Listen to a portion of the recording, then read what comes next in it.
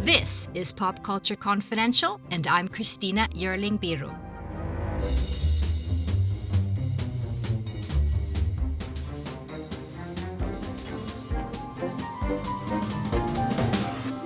It's time! After what seems like a never-ending award season, the Oscars are finally upon us, this Sunday to be exact. And that means it's high time for predictions. It's always lovely to be joined by the best in the biz from AwardsWatch Editor-in-Chief Erik Anderson and Executive Editor Ryan McQuade. Hi guys, I've missed you. Hello, Christina. Hello. I know, Erik, is it true that you're going to be there? I will be there, yes. Just in the press interview room, so we'll see how that goes. Which means I probably cannot be drinking champagne the whole night. But we'll see. I don't know. We'll see. Maybe you can have a little flask or something. Oh, there we go. I like that. Like And right Ryan- on the hip, you know. You're going to be at South by and first I in know. line for Meghan Markle's keynote. Oh yeah, that's totally me. Yeah. I'm covering the keynote for Meghan Markle. No, I don't care about any of that. Not that I don't care about Meghan Markle. I don't care about a keynote. I'm there for the movies. I'm just saying that because I'm jealous, not of yes, Meghan Markle, but the movies. Yeah, I'll actually be watching it with some family and a lot of our contributors of AwardsWatch, so like Dan Bayer and our TV editor Tyler Doster. So we're kind of just gonna have us all together and watch it, and it's gonna be an hour earlier, which is great. I Nice. think does not mean it needs to be a 4-hour show. Just have it run an hour earlier. They're going to keep it need under a 3. 4-hour show to do the nominations presentation for acting. That's Yeah, why Erik, it's an hour early. Tell the listeners about that. That seems like it will take a long time, though. Very lovely. Well, I mean, it does depend on how they do it, but they are returning to the format that they did in 2008, 2009, right? Yeah, it was 2009 ceremony, 2008 Yeah. films. Yes. Where they bring out previous winners from a category to introduce each of the nominees, say something about them, and then reveal the winner. And sometimes there is a connective tissue relationship, either through a friendship that person has with the nominee or director that they've worked with, or sometimes no connection whatsoever.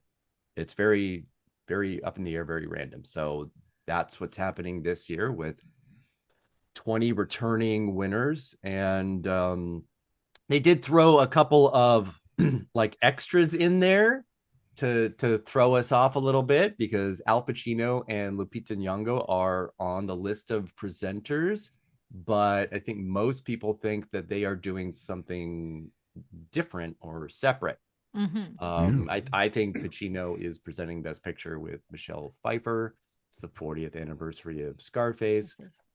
Not that that's like a big Oscar movie, but it's a relationship, and they were announced together in the same initial Group. announcement group, so it feels like it's probably. Well, I love this. I mean, for me, it can be a I do too. 5-hour Oscars to see this. I mean, This is the kind of stuff we've been asking for We years. want This sort of attention to detail of celebrating the Oscars and celebrating movies. I thought it was when it was announced, I was like, yes, because this also kind of made you think that the people had to watch the films too and study a performance or at least give succinct ideas to it. There were also just great moments when it happened, and the idea of seeing 5 previous winners come out on that stage, some of them legends, some of them not, and present to the new winners was really great. And I mean, also too, while Charlize Theron is considered to potentially be one of them, there's also Anya Taylor-Joy, so they might just do a Furiosa meetup as well. I'm actually hoping for some surprises. Not like I need like a ton of surprises up there, but there was something great about seeing Sophia Loren, or there was like seeing Joel Grey, or seeing Right. some of these out of the box picks when they did do it 15 years ago or whatever it was. So so I'm hoping that is still in play on Oscar night, rather than we just put all the puzzle pieces together when we announced it. But it's a great idea. They should do more of this. They should honestly probably do it again at the 100th, but have every winner that's able for that category to come up there. That would be kind of cool, obviously with the group photo. But yeah, it's a good way to celebrate this excellent crop of movies. Excellent. I also, I mean, I love it. It's not a sustainable format that they could do, but there's something like hilariously like cult like, or like sorority like, by having these people in this half circle who are inducting and indoctrinating a new member of their group. It's really all quite funny. I always also find it really funny the people they select, and then you realize, oh, there's people they didn't select, and they don't think that they're either cached enough, or maybe it's not a good popular win. Like, I don't see fucking Jared Leto and Rami Malek showing up anywhere here. All right, like like there's some not great winners aren't among these. And unlike Sophia crop Loren and Joel Grey, the selection is relatively new. Jessica modern Lange is really the only older one, and she's still 80s. Yeah, it's kind of like a Netflix queue. Nothing from the 70s. Wow. And beyond are up on that stage. What? I mean, like, tell me I'm wrong. That's the audience and the curating of films now. It's like the only reason probably Jessica Lange's up there is because everyone watches American Horror Story. And so they got a good frame of reference there. But I'm yeah, shocked you're right. that she even agreed. Oh, I mean, she's got to start her campaign for next year. What are you talking about?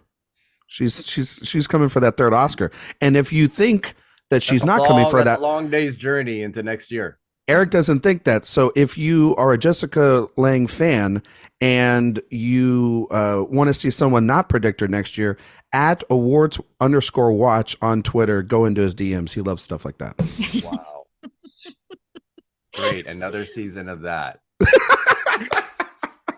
Well, speaking about a long journey, it seems like I've spent this Oscar season with you guys, which has been great at festivals and Telluride and talking. And we're going to go through all these 23 categories and talk about these Oscars, the predictions that we have coming up. But first, I want to ask you, after this long season, who are you looking forward to seeing on the red carpet, and who's been the best during all these precursors? There's only one answer to that, and it's Coleman Domingo. I was just going to say it's Coleman Domingo. Like, that I mean, coat. if they did invite Charles Milton, I would agree with that, or Greta Lee, who's been phenomenal on the red carpets as well, and then put them in a rom-com together, please.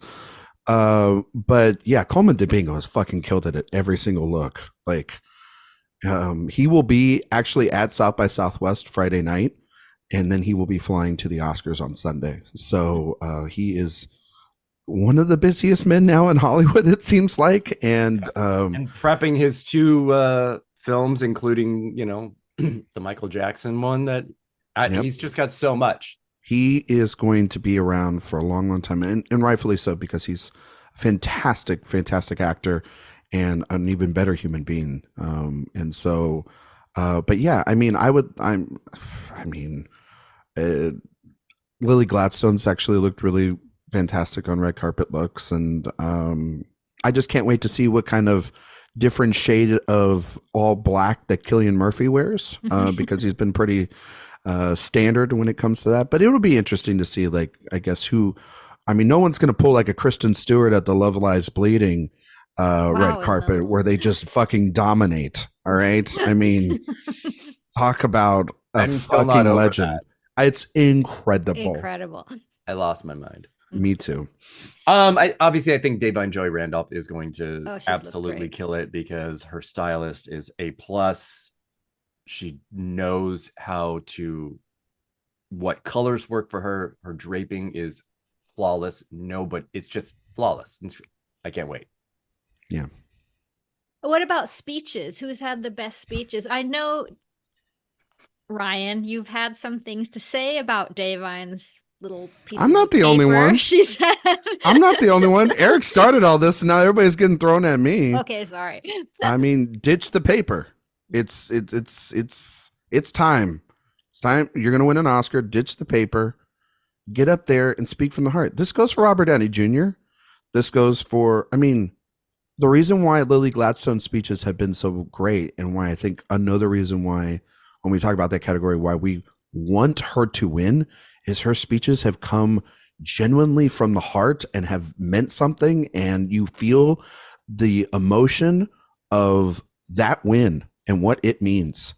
Honestly, I think Cord Jefferson's done a fantastic job all season long with his speeches. So if when we talk about that, that could be somebody potentially as well. Same with Justine Trier for Anatomy of Fall.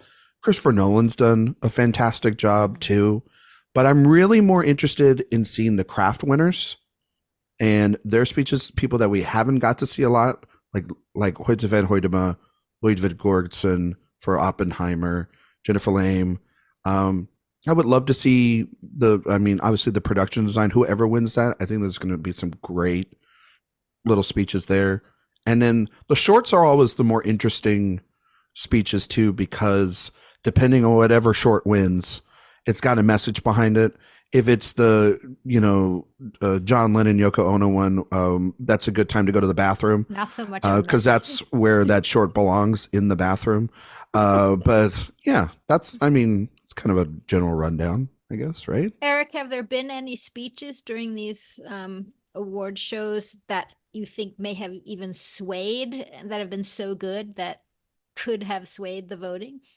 I know we talk about this a lot every year, that when somebody wins a televised award, it is a great opportunity for them to really speak directly to voters in a way that ingratiates them.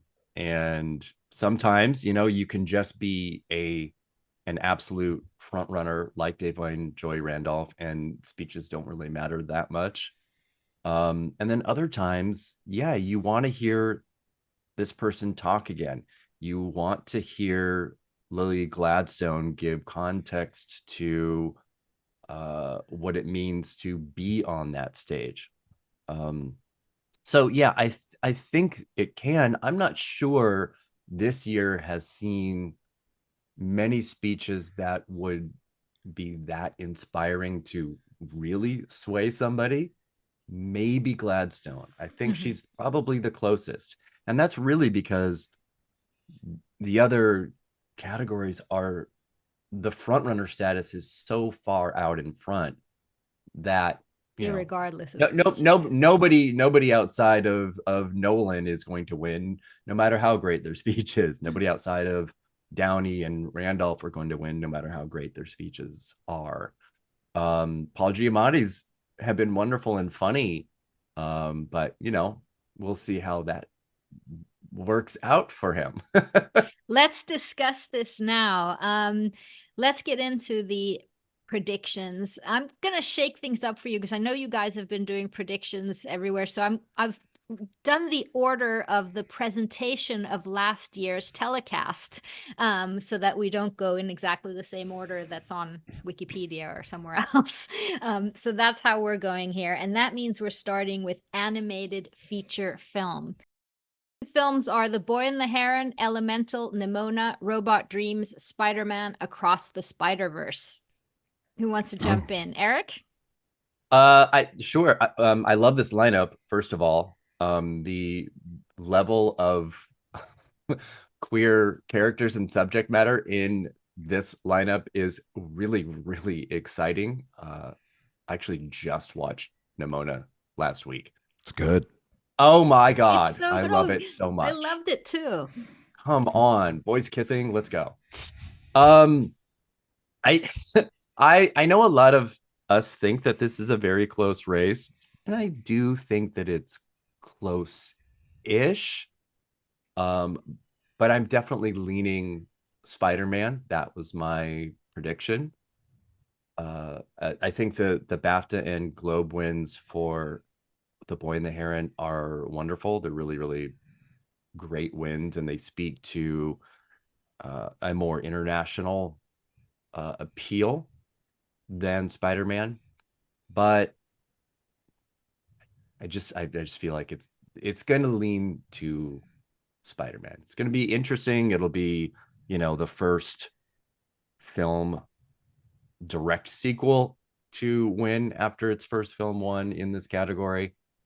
And I don't know. I think I mentioned this before. The rumor that The Boy and the Heron was going to be Miyazaki's last film, I think would have been a pretty strong narrative, but then it was revealed at TIFF that it's not going to be. So that kind of eliminated that. He's like, I'm not going anywhere. Yeah. So that's, I'm gonna make movies until I die. Yeah, but I think it's still possible. I think it would be an exciting and wonderful win if it did.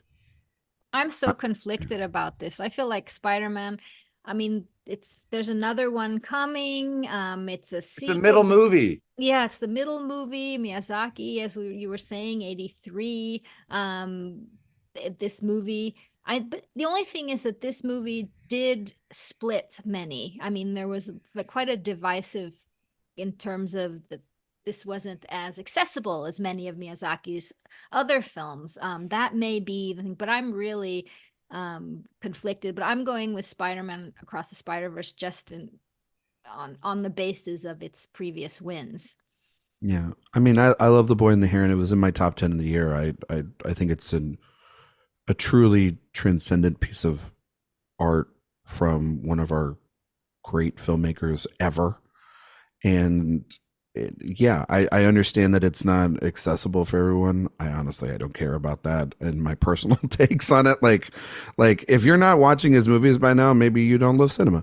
But I think Across the Spider-Verse is a phenomenal piece of animation and also storytelling. And for a middle film, there's a lot of hyperbole out there in the world right now about like a certain sandworm movie that is like getting this Empire Strikes Back comparison. Honestly, Across the Spider-Verse is more of an Empire Strikes Back than anything else. And because that is a contained movie that then has a third part coming that we all know will wrap up everything else as well too. And yeah, it's phenomenal, and it would be a great winner, and it's better than the first one too, in my opinion. I really would love Miyazaki to have another one, because I'm of the opinion. I mean, Christina, you have in your notes, he's 83 years old. Not many more times probably that he'll be able to get rewarded. We'll be able to give him his flowers. Not that he'll be there, except if he's Clint Eastwood. Yeah, and yeah, well, I mean, Juror number 7 or whatever the hell was coming out, and Erik can't wait for that one.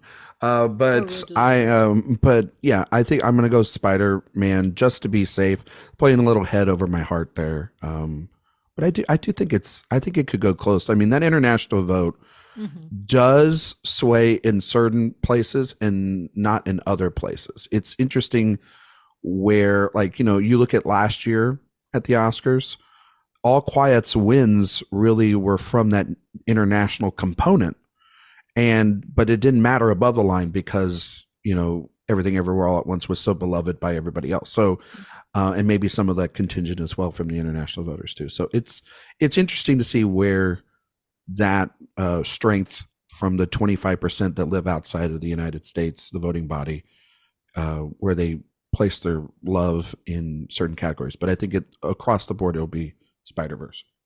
Okay, so all three of us are on Spider-Verse, tentatively. So actor in supporting role, Sterling K. Brown for American Fiction, Robert De Niro, Killers of the Flower Moon, Robert Downey Jr., Oppenheimer, Ryan Gosling, Barbie, Mark Ruffalo, Poor Things. This seems pretty taken, right, Erik? Yeah, this is one of the Sterling K. Brown. The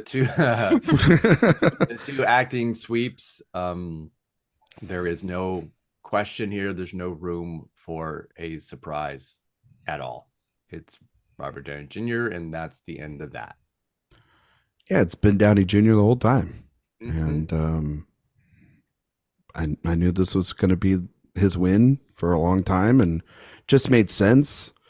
He's been in this industry for years and years, and he's very beloved. He's grown up literally. He was a baby in one of his dad's films.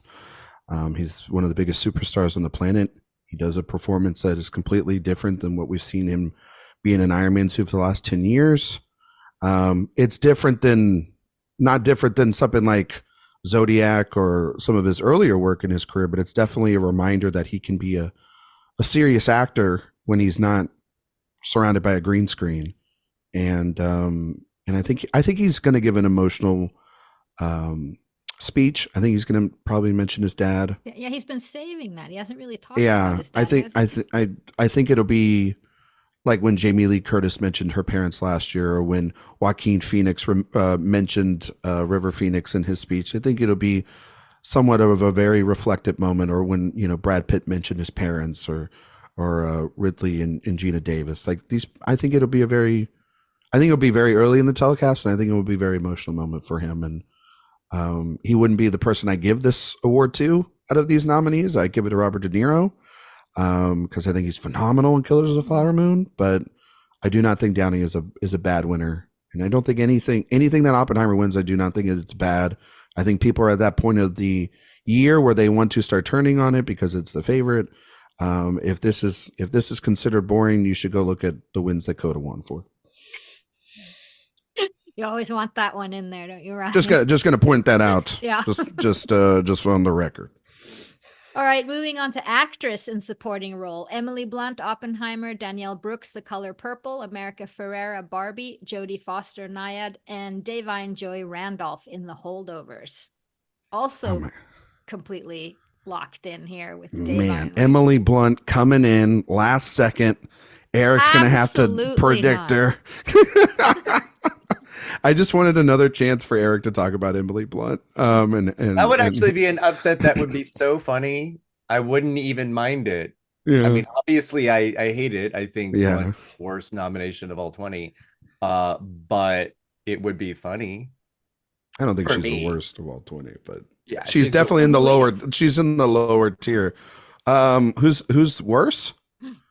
Probably Annette Bening or Danielle Brooks or America Ferrera. Well, that movie is worse, but their performances are doing. Oh no, I don't like those performances. But I don't think Blunt's bad. I just think that she's not intentionally not given enough, but she does the best of what she can.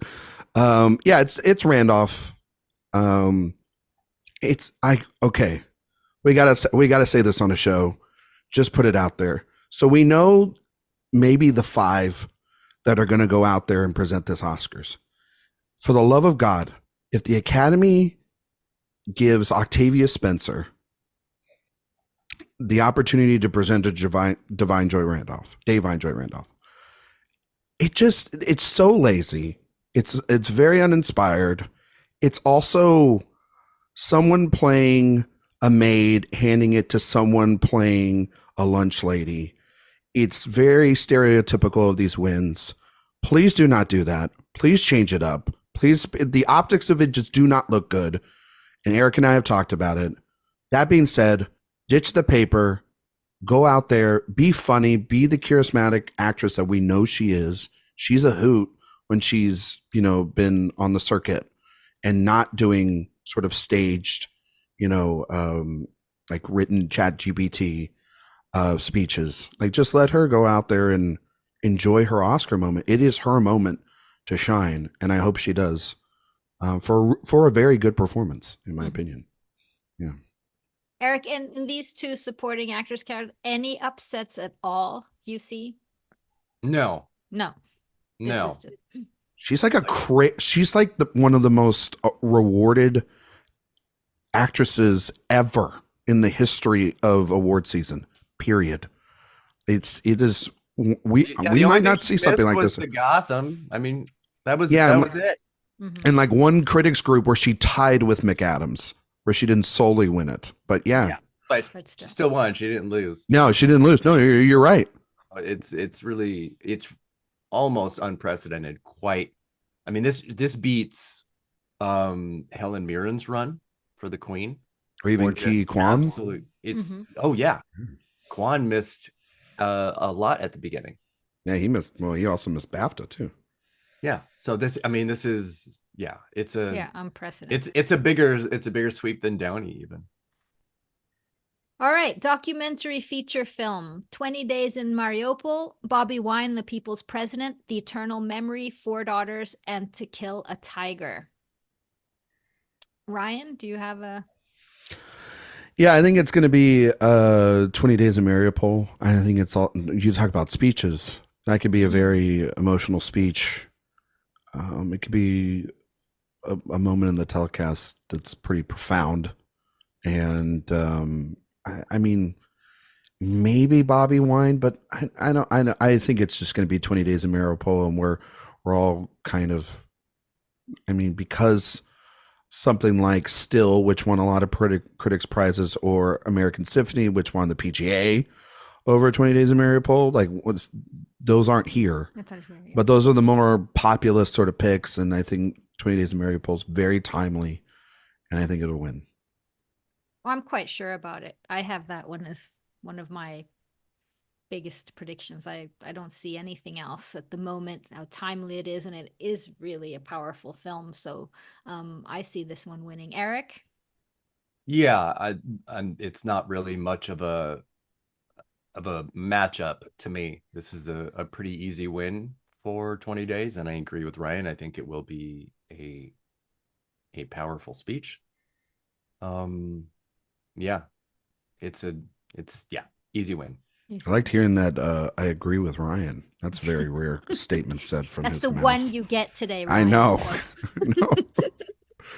I'm just going to play it on a loop. It's going to be my ringtone. Live action short film: The After, Invincible, Night of Fortune, Red, White, and Blue, and The Wonderful Story of Henry Sugar. I'm struggling with this one, so I'm interested to see what you guys have to say. Erik, you know, do you want to? Or Ryan, go ahead. Oh, well, when we did our predictions episode, I said Henry Sugar, and I was kind of, which is Wes Anderson, of course. Which is Wes Anderson's film. But no, then I kind of shout out to Sophia Simonello and Erik. I started thinking back on it, and it just feels like the classic. We think it's going to be one thing, and it ends up being something else.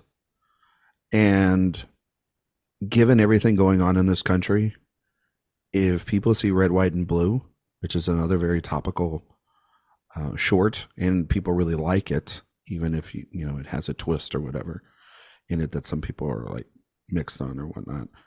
I think that a speech about reproductive rights is vital.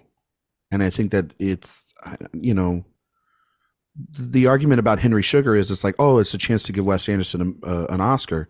It's not even like the most beloved one of the bunch. And it's quite long too. And so on Christina's show, I'm making a change in my predictions. I'm going to go Red, White, and Blue. And the fact that Wes Anderson has Asteroid City, and there's several other movies in this Roald Dahl trilogy. I mean, could they award him just on the basis of everything? Oh, they totally could. It could be one of those like, we have nominated you a bunch. You had an incredible year. You had 5 shorts and a feature film, but they didn't even nominate the feature film for any of its production design or costumes, which is bullshit. Because like I feel like they do weird way take him for granted, or they liked. I think we might just overestimate how much they really do like him. I mean, they went all in on Grand Budapest, but have not really done so for any other films besides like 1 or 2 maybe nominations here or there. So how much do they really love Wes Anderson and his style and aesthetic is the real question. So, and I think that this will be the kind of the ultimate test of that. Mm-hmm. It's like, if he can't win this, then he ain't gonna probably ever win one in his lifetime outside of an honorary one. So, but that being said, I don't think he's gonna win. I think I'm gonna get out of my heart of wanting Wes Anderson to have an Oscar, and I'm gonna just go with, I think Red, White, and Blue is the one. Red, White, and Blue, very, very timely, and a story about a woman getting an abortion with an incredible twist, so to speak, and it did feel powerful watching it, I have to say. How about you, Eric? Yeah, I mean, I'm still on Red, White, and Blue as the winner. And I actually have Henry Sugar at third.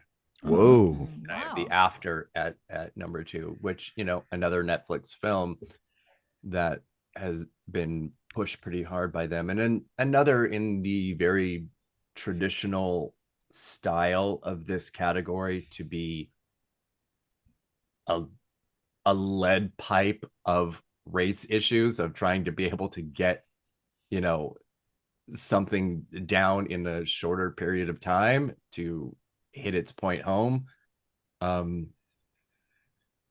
Henry Sugar is the longest by it's almost twice as long as the rest of them. I think it's 39 minutes, and 40 minutes is the limit.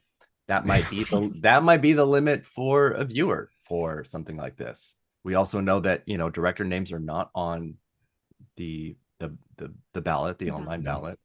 So if you are voting sight unseen, I hope voters don't do that too much, but I'm sure, and I know that they do. You would kind of have to know then that it's Wes Anderson if you haven't seen them all. But I do think if people see them all, that they will vote Red, White, and Blue.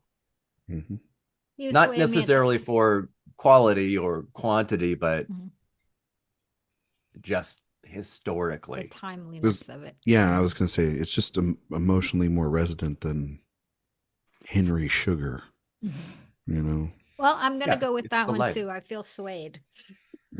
Well, there you go. We did our job. Yeah. Cinematography, I'm happy about this one. El Conde, Killers of the Flower Moon, Maestro, Oppenheimer, and Poor Things. Yay, Hoyte! Yes. It's his time. Yes, it is. Yes. This is just as locked as Davine, I feel. Absolutely. There's nobody that's going to beat him, and he deserves it. That movie's so beautiful, and he's one of the best ones we have. Well, there are other incredible work, I have to say. It is a really incredible lineup. My Maestro's beautiful, and not to mention Prieto and Killers of the Flower Moon. I mean, he had double this year with that and Barbie. You know what I mean? To show the versatility in someone's year. I mean, honestly, he should probably win it, because he's never won either. And to see that versatility from this candy-coated dream to this dark Western, film from Scorsese. Yeah, it's an incredible year.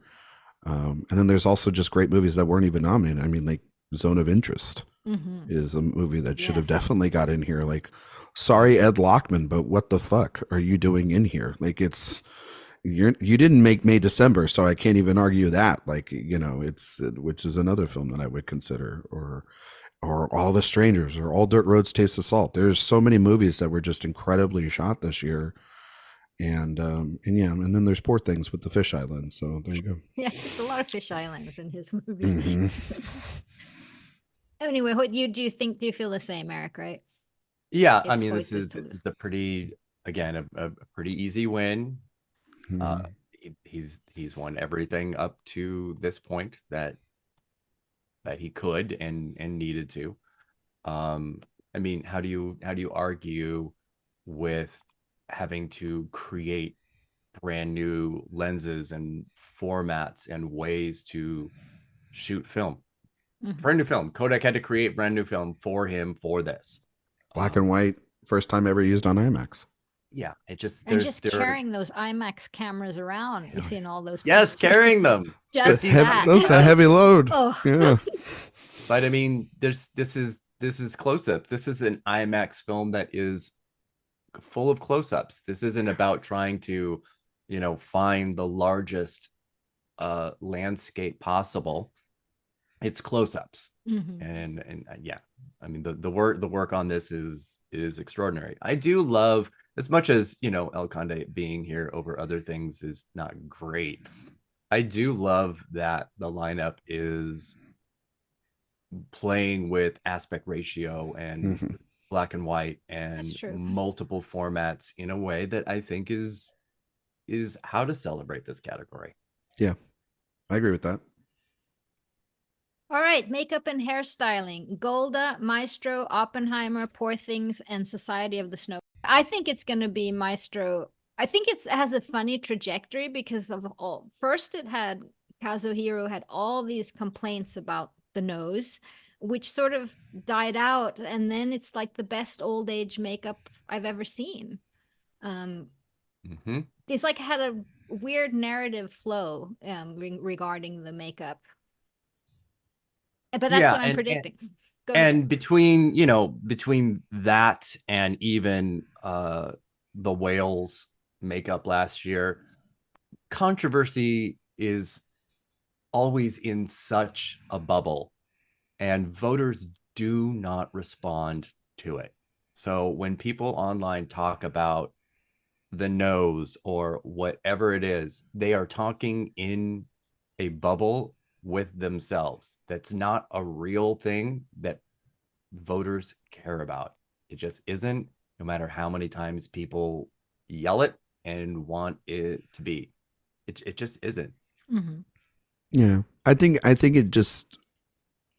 all those bad faith um, arguments against it got squashed for me when the kids came out and said, no, it's great work. And he looked just like my dad. And, but it did it to an effect where like I had a family member ask me about the film and they're like, I don't know if I can get over the nose. And they didn't know that like Jamie and them had come out. And so there has been this weird relationship between people, critics, journalists, and the industry about Maestro and how it is one really to, when you look back on the autopsy of this season, to look at a movie that should have done better than it did. If it does pull this one out, it would be kind of weird because it's not as strong in any other category as it is here. It's phenomenal work, don't get me wrong. That's why I think we're all kind of like, is it Poor Things? Does Oppenheimer pull an upset here, or does is it it's definitely not Gold or Society of the Snow. I'm going with Maestro just because I think that it follows the trajectory of previous winners of let me show the photo a year in advance, but this movie has been, or 2 years in advance, yeah, for that, yeah. But this movie, I love the movie. I think it's fantastic. I think people have this weird like hang up on Bradley Cooper and have really hurt the artisans in terms of like getting nominated or now even potentially this win. And I don't think that's fair because I think if you just look at this work in this movie, it's it's some of the best work out there. Oh, it was incredible. These people are phenomenal craftsmen and craftswomen of their jobs. And it is not a bad thing to win an Oscar. This fucking logic out there that people keep running of like, Bradley Cooper is desperate for an Oscar. You know who's been desperate for an Oscar? Glenn Close. You know who's been desperate for an Oscar? Everyone that's made an effort to ever campaign in the history of this. Leonardo DiCaprio was desperate for a fucking Oscar. That's why he kept talking about how he went and found snow and, slept inside a bear's ass or whatever in The Revenant. Like, they won Oscars. It's like saying you don't want a championship in sports. Stupid. Like, it's just dumb. So, yeah. And Kazu's amazing. If you ever heard him speak about this movie, they put a lot of work in. So I hope he wins. I'm going Maestro too, but how close do you guys think Poor Things is, Eric? I mean, is it? I mean, I think it's really close. And it might be one of those, it should be early on in the show. And if Poor Things wins this, I think a lot of people will start panic posting about what Best Actress is going to look like. Because the connection between this category and a lead acting win is pretty solid. We have a lot of very, very good examples of that over the last 20 years. But it's the thing that keeps me from having Poor Things as the winner here, because the makeup is not Emma Stone's makeup, it's Willem Dafoe's makeup, and he's not even nominated here. Right. So the connection is with the lead character, even if they don't win. Right. So you're going with Maestro too. I am going with Maestro. Well, in the next category, costume design, we have Poor Things again. They're starting with Barbie, Killers of the Flower Moon, Napoleon, Oppenheimer, and Poor Things. Um, for me, it seems like a tight race between Barbie and Poor Things, for different reasons. What say you, Ryan? The the guilds have very and everybody else have very much leaned towards Poor Things. Well, the And yet, costumes are yeah, incredible. they're All of incredible. Nottingham's. I mean, Yeah. they're pieces of art, which of course all So of them are are. But so are Jacqueline Duran's Yeah. in Barbie. There's a whole literal scene of Ken throwing out Barbie's clothes, and it's hysterical, and his mink, and just the overall um the overall just presentation of Barbie's land's cult, just sort of vibe and style. The only thing, and Eric pointed this out, and the reason why I'm picking Poor Things, and this is true, is I've had a hang up on Barbie, kind of like, not in my own personal taste, but what the Academy will see is still more modern, um, uh, you know, uh, clothes and costume design, especially when you get to the Mattel sequences in the middle of the film, and they have some weird. They need to. That's a guild or section in the Academy needs to get overhauled, because they all these are either period pieces, or they're definitely not just traditional. Like a movie like Saltburn, for example, is a costume film delight, but it doesn't even get even close to being in this movie, in this lineup. Fucking Napoleon is, which is ridiculous.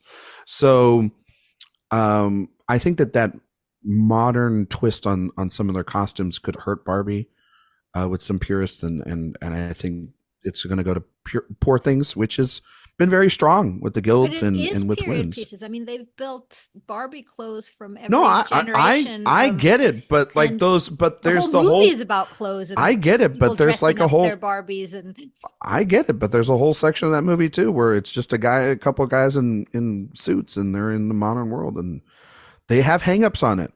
And Poor Things is loud and very period, and and very much a big part of Bella Baxter's transformation as a character, and Mark Ruffalo's performance as well. So yeah, I'm leaning there. It's like I would love to switch, because I have a weird feeling that Barbie's not walking away with just one thing, but I can't, and because we'll talk about song, but I feel like it's going to walk away with something else, but I don't know right now what that other thing is. So and all the red carpet looks, and I think this is so hard. I think there's so many things in Barbie. Eric, what do you say? When I did my first predictions right after the nominations came out, I had Barbie winning 4. It was a little over the top. I had it, with song and production design, costume design, and adapted screenplay. I was like, all right, yeah, they're gonna go. And over the last month since then, it just feels a little less likely. I do think costume design and production design are only between Poor Things and Barbie, and I do feel like it is probably very, very close. I yeah, I mentioned the contemporary thing as a negative for Barbie in both of those categories, just as a possibility. It's not. I don't know if it's so strong that it would be the defining factor, but when a race is very close, anything is a defining factor. So I think it could, but it's so wild to think that a a a movie that is really all about celebrating costumes like Barbie is, Yes. as a definition of a character, would lose. But Poor Things has that element as well. And just like we were talking about with makeup, the costume design is the focus of the lead character in a major way. So I don't know. Well, I mean, Margot I'm Robbie's going been Poor Things, but I Oh, think you it's so are. close. I'm gonna go today. I mean, potentially I'll change it on Sunday, but I'm gonna go with Barbie. I just feel that there's this huge narrative. Margot Robbie's been carrying this through all through award season with new Barbie looks on every red carpet. I don't know. There's just something about the scope of, and even, you know, the iconic Ken costumes with that furry thing that everyone wore for Halloween. I'm thinking it's there, but I'm probably wrong. I'll take a swing on that one. Take swings. All right, international feature film. Io Capitano from Italy, Perfect Days, Japan, Society of the Snow, Spain, The Teacher's Lounge, Germany, and The Zone of Interest, United Kingdom. Anyone have anything else other than The Zone of Interest? Zone of Interest all the way. Yeah, fantastic everyone movie. should just be very thankful that Anatomy of a Fall is not here. We thank the merci beaucoup. Yeah. Well, no, I don't know. The French kind of screwed themselves over on that one. But yeah, Zone of Interest, fantastic film. Did they though? They got a lot of debate. Everyone. They did, because they're not getting the Oscar. Like, I think that, you know, not I think in this one, but no, I think they no. If anything, Justin is going to look very, very good in all this, because if she did get this Oscar, if it was Anatomy of a Fall, she wouldn't even have gotten it. It would have gone to the country. So, you know, good on her, potentially. You know, she gets to badmouth the country and potentially win an Oscar. Like, good for her. She's the real winner of award season, you know. So anyway, worthy winner. Yes. We like this. Documentary short film, The ABCs of Book Banning, The Barber of Little Rock, Island in Between, The Last Repair Shop, and Nene and Waypo. Man. I'm split on this one too. This is a very difficult category. Yeah. And I've seen it go 3 different ways through, you know, a lot of people that I either follow or admire, or just, you know, kind of start looking at what their group think might be. I am sticking with The Last Repair Shop. I think its campaign during the voting period was hard to beat. But again, this is easily one of those categories where a voter maybe has not seen everything, but they don't abstain from things that they haven't seen and vote anyway. So they're voting on titles and they're voting on ideas. So the ABCs of book banning, absolutely, that is what's happening right now, and it's what I'm going to vote for, even though it's a pretty generic version of what it's a PowerPoint presentation. Eric, just say it. Yeah, it's unfortunate. This book was banned, and this book was banned. It does have some beloved people behind it with a lot of Hollywood friends. So absolutely, Sheila Nevin is a powerhouse. Yeah. And again, it's one of those, if you know, you know, because her name is not going to be on there. All right. Yeah. So it's, you know, between those two and but those grandmas, they've been everywhere. They really have, but it's the shortest film of the 5, and it's the slightest film of the 5. It's the only one that's a non-issue really based film, and while it stands out because of that, it also, I think, can make it feel far less important than the other ones. Like do they tend to vote importance or feel good?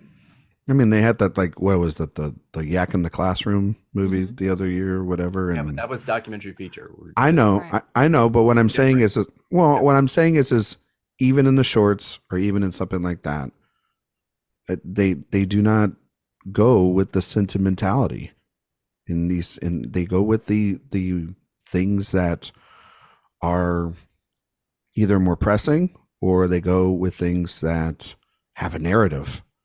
And yeah, there can be sentimentality. It just still has to. But it's got to mean something. There's got to be a message to it. and those grandmas, they're doing all right, but it's not like they solved world hunger or anything. You know what I mean? And I will say this: if it wins, it'll be a great speech. yeah, it will be. It will be a fantastic speech from Sean Wong, and if he's able to bring the grandmas on stage, I don't think so. They'll probably be a hell of a week for him. Pretty far back in the auditorium. He'll have a hell of a week because he'll be taking, if he wins, he'll be taking that Oscar to South by because Dee Dee is going from Sundance to South by. Yeah, mm-hmm. So his feature length debut. I'm going with The Last Repair Shop too. I feel like when it was announced right during the middle of voting that they got like a $15 million endowment or whatever, mm-hmm. and like they were able to, and I don't think many of these are very good, to be fair. But I think that Eric's right. If there's one in second place, it's the ABC of book banning. I think that one's just like the title alone says exactly the speech you're going to hear on the stage if it wins. But The Last Repair Shop, it was kind of everywhere. The campaign for that was like all over the place. That's also got a catchy name too. It's The Last Repair Shop. Like, what is that all about? Too. So, I mean, look at the titles of the winners, and that will tell you that there are definitely people that vote based on a title that just kind of sound like, oh my god, this is where we're gonna go. Yeah. Usually my logic in these categories for the shorts is just what's the saddest thing possible, and but also music based docs do really, really well. Yeah, they do. Yeah. So there's that. It's I'm gonna go with The Last Repair Shop too. I feel like it's kind of a safe choice too. Yeah. I think it's not a good film. I think it's actually bad. It's so unfocused and uninteresting when it should be incredibly involving. Exactly. So it's not a great lineup, as you said, this year. It was, yeah. I'm team 99 Waipo. I hope it wins. Animated short film, Letter to a Pig, 95 Senses, Our Uniform, Pachyderm, and Ryan's absolute favorite of the evening, War is Over, inspired by the music of John and Yoko. So this is Christmas. No, God, what a giant turd that is. Win. But it's gonna win. You know what I mean? Like it's so gonna win. I'm Eric's actually very title theory in the I'm very confident actually that this thing's going to win. And I will reiterate this again. I hate Eric Anderson because he sent me this thing and I watched it and I can't get it out of my brain. I have not been able to listen to like any Beatles or John Lennon music for like the last month because all I've been thinking about is this stupid short and how bad it is. I hope it's 95 Senses. Which I actually think is really good. But yeah, it's going to end up being War is Over. And it's going to be such an eye roll. That's a good time to, again, go to the bathroom. And this also has really powerful people behind it with Weta and everything. I mean, it has a lot of momentum. His son and Yoko producing the thing. Like he wrote the movie too. Like it's so there, like, and that's the thing is like Eric's like, well, I don't know. Well, Wes Anderson's not going to be on the ballot. Their names are on the damn ballot. It's in the title. Some very smart person who added if you put Wars, exactly. That publicist or whoever producer should get a raise when this wins. Yeah. I think this will win. Eric, I mean. Yeah, no, I think War is Over is winning too. Yeah, I sent the link of this in the group chat because I watched it and I did not feel like I should be the only one to be punished. It was like a deleted scene from Saw X. Yeah, so and I think the animation styles is lovely, but it's those last 2 minutes. Those last minutes, that needle drop, everything about it is so horrifically where this category is going. Yeah. we've had wonderful winners here recently. Hair Love is so fantastic. Mm-hmm. Bow, wonderful. Mm-hmm. But we have really clearly moved past the era of Pixar and Disney shorts, and the the warmth and the humor of them, and kind of moving to a really dark place. Sign of Eric's the acting like times. the world just died with the war is Well, over. it's true. He has a point. There was something very lovely No, about yeah. getting to watch the animated short films. Now you're like sitting with a pillow in front of your face. Yeah. Also, just the short doesn't make any damn sense, and it's kind of a mess. No, and, it's actually really nonsensical. But yeah, you know, yeah. I mean, I know a lot of people really, really hated The Boy, the Mole, the Fox, and the Horse last year. And you know, if you voted for that, you are voting for this. Yeah. Yeah. You just are. But I agree with Ryan. It's got Gal Gadot's vote. Second time. I think 95 cents is it's the only one that is not really kind of like the rest of them, just visually and storytelling. And it's isn't it kind of wild that like an animated feature we get like these really like pushing the form with the Boy and the Heron and Spider-Verse and you know, these movies that are like, damn, this is a good representation of what animated films could be, feature lengths. And then you get to this category and you're like, fuck, it's bleak and the world is on fire and holy shit, what are we gonna do? Like, yeah, it's really interesting. No, I just found that interesting when Eric was talking. But yeah, war is over. War's over. If you want it. But so we're going with that one. Yeah. Production design. Barbie, Killers of the Flower Moon, Napoleon, Oppenheimer, and Poor Things. Another tight race between Barbie and Poor Things, I figure. yes. No, Ryan? Do you have a clear favorite? I think I'm predicting Poor Things. But I would not be surprised if there was a little Oppie upset in this category.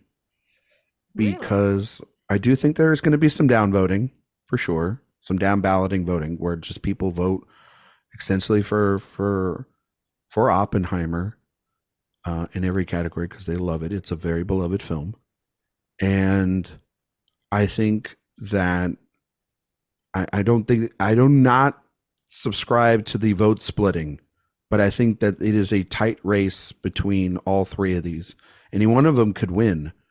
And I think that if there is down voting, just across the board for that movie, end of story, turn in my ballot, love this movie. I do think that this one is one that could win. I always forget the guild that it won, Eric. It won. Obviously, it wasn't against Barbie and Poor Things in that category. It won the Art Directors Guild. It won the Art Director, yeah. And against Killers of Flower Moon and Napoleon. Exactly. So it did beat those. I'm going with Poor Things, but I do, and I think Barbie's very close too. But I don't know. I got this weird feeling that Oppenheimer might take more than what we just think the ceiling of it's going to be, and it could be in a category like this. More chance than Barbie, you think? Yeah, because I think Oppenheimer is a more beloved film from the Academy, from nominations to just wins in general than Barbie. So I think Oppenheimer is a very close 2, and Barbie's a very close 3. Eric? So this is what I wrote in my very brief production design piece, because this category is so wacky. One thing about the production design precursors that has thrown things to the wolves a bit, especially this year, is the inconsistency with which groups that separate their awards into categories like period, contemporary, and fantasy sci-fi. Oppenheimer's art director's win was in period film, where it beat fellow Oscar nominees Killers of the Flower Moon and Napoleon. No argument there about where it belongs. Barbie and Poor Things both competed in fantasy film there, where Poor Things won, but the Set Decorators Society put Barbie in fantasy, where it won, and Poor Things in period, where it won, beating Oppenheimer. It's really messy. Mm-hmm. It's really messy. I would love some consistency there. It's one of the weird things is that before the guilds started announcing, Barbie was the overwhelming critical favorite in this category. It has well over a dozen wins to a few that Poor Things has, just absolutely dominating. But then that happened with Babylon last year. So maybe Margot Robbie is the curse. I Oh, mean, no. she was box office poison for a while. It did. Babylon absolutely dominated production design wins last year and then lost at the Oscars. Same with score, and they didn't even, yeah. I've heard quite a little bit of negativity towards Poor Things production design. That's Because it looks like the Cheesecake Factory. That's one point. Exactly. Mhm. While Barbie is there's a momentum. I mean, there's this sort of old fashioned style production design that they've done and really looked at old Hollywood. I'm thinking there could be some love for that, but I'm stumped on and just sort of going for Poor Things because everyone seems to have changed their mind. But I'm worried about splitting things too much between Poor Things and Barbie, that it's going to be one or the other across the board. Yeah, I mean, this is the production design, costume design go hand in hand quite a lot. It can be very common, but I think the contemporary issue is going to negatively impact Barbie here much more than in costume design. Because when we leave Barbie land, we're just in the real world. And even though, the Mattel offices are created and there are created production design elements, it's going to feel very different. And Poor Things is 100% soundstage. Every single thing we see is production design. There's no locations. And I'm not sure they did a great job of providing like really good behind the scenes so you could see it. Barbie did a little bit better with that. And so I still think it's close, but I actually put Oppenheimer in second. I have Poor Things winning and Oppenheimer in second, just in case that there is, a more of a sweep than the 8, 7 that 7, we 8 think that it's going to get. Yeah. I mean, all fairness, it really should be going to Killers of the Flower Moon. He literally built a goddamn train station and all those houses and everything. Jack Fisk is a legend, and the fact that he doesn't have an Oscar is bullshit. But his protege is Ruth Jung, who did Oppenheimer and had a lovely speech. At when she won her award, talking about Fisk, Erik saw that, and it was a very emotional speech. And that production design is very integral to Oppenheimer as well, in those locations and shooting in and around Los Alamos and in Berkeley and in Princeton and the various places that they went to. I and especially also too that small little cupboard place that they found to do those the last hour of the film. They've talked about that a lot over the last couple of weeks as well. That team. I do worry a little bit about Poor Things and sort of like its production design as well as also its special effects and how it's blended that there is a heavy amount of green screen in both it and Barbie.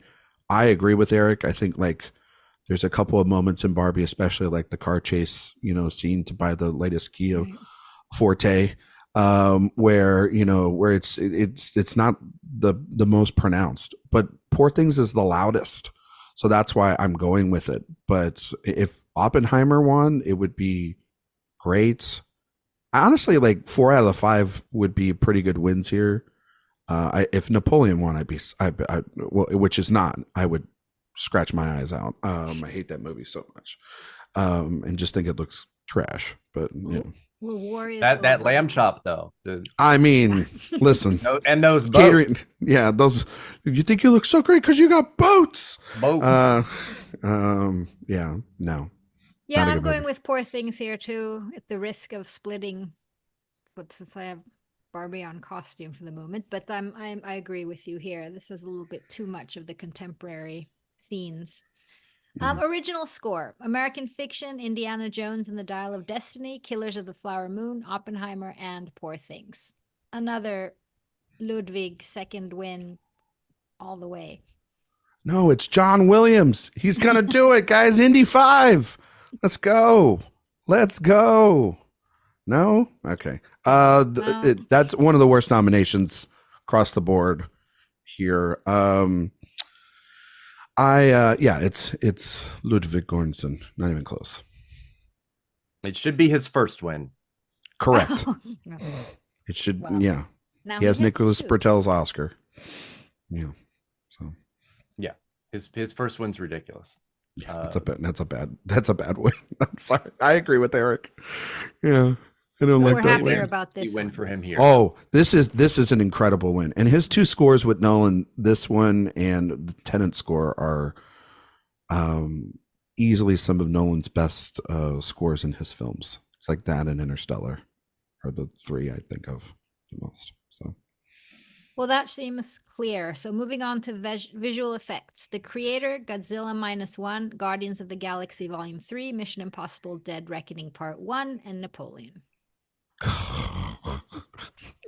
talk about the one category that I've heard so much about the last week since we've done ours, and I have doubts, but I've heard things back and forth with so many people. I'm just settling with the Creator, but I have no confidence in this whatsoever. I mean, honestly, we'd all love Godzilla -1 to win this Oscar. It should. But things that we want don't end up always happening, especially in this category.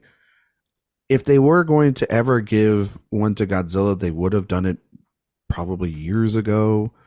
I mean, how much does the fact that this always feels like a very Hollywood big budget blockbuster award, and clearly Godzilla -1 is an international film, kind of would sort of look at essentially someone outside of the studio system does special effects better, which I would say they do, because that visual effects of Godzilla is probably some of the best we've seen in years. For no budget. For no budget whatsoever, or whatever budget they're telling us is the budget. But I think the Creator is just kind of like the safe choice. It's, but then also Napoleon sitting there as well and has that production design nomination too. Basically what I'm saying here is that if you're going off of stats or trying to find your reasoning through it, this category will be another example of the modern era breaking statistics and stats and creating, not new rules, but just destroying logic of, this year connects to this year to this year. You know what I mean? I like that. You know what I'm feeling around Godzilla -1? I mean, besides that they've done a great campaign and everything, I'm feeling that passion that was for Parasite, that passion that was for Everything Everywhere. There's something like people really want this RRR. to win. RRR. There's this whole feeling of the new international part of the Academy of it. People want this to win, and there's not a lot of that feeling. I respect that feeling, and I have a feeling that that's what's going to carry this over. I hope so. I just am jaded because I know that the Oscars for 95 years have mostly gone against that kind of thinking. And not many people like the Creator. I mean, the effects. Not many people have seen it because it was a flop. Most of these movies in here were flops. And Napoleon, you don't think about that movie in terms of its VFX, because if you did, then they're pretty laughable. I mean, off of merit, Godzilla is the best one in here. I just think I'm going safely with the Creator, and I could go out on a limb. I'm going passion. Well, good. I'm glad somebody did. Eric, where are you at?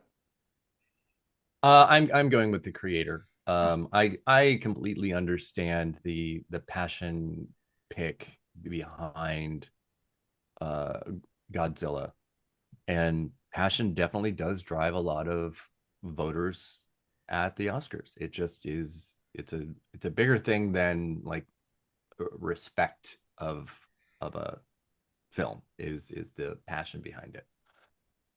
I don't know how often though people can properly separate what online passion is and what real voter passion is. And that includes, saying things like nobody cares about the creator. People say that online a lot, yet it dominated its own guild quite easily. So I don't know if statements like that are as true as people want them to be,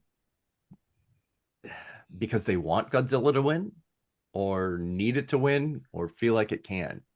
I think it's a very close race. I think it is, the creator, Napoleon, and Godzilla are all right there. And yeah, there are multiple stats and trends that are in place, one of which could fall or change or move, because every year we're going to see different motivations. Godzilla as a winner here, as its sole nomination, is going to be one of the hardest to overcome. It's really uncommon. The Jungle Book did it in 2016, and then before that it was Death Becomes Her in 1992. That's tough. And those are both very American films, one of which had very iconic visual effects, and the other was the real kind of beginning of the era of live action Disney being a big, profitable venture for the studio. And Godzilla doesn't really figure into kind of any of that. I also get, the RRR passion behind it, where this is its only nomination. It's the only place we can vote for it. And that could push, an average voter. But I'm still going to lean to the creator. You're so soulless, both of you. I've worked with him way too long.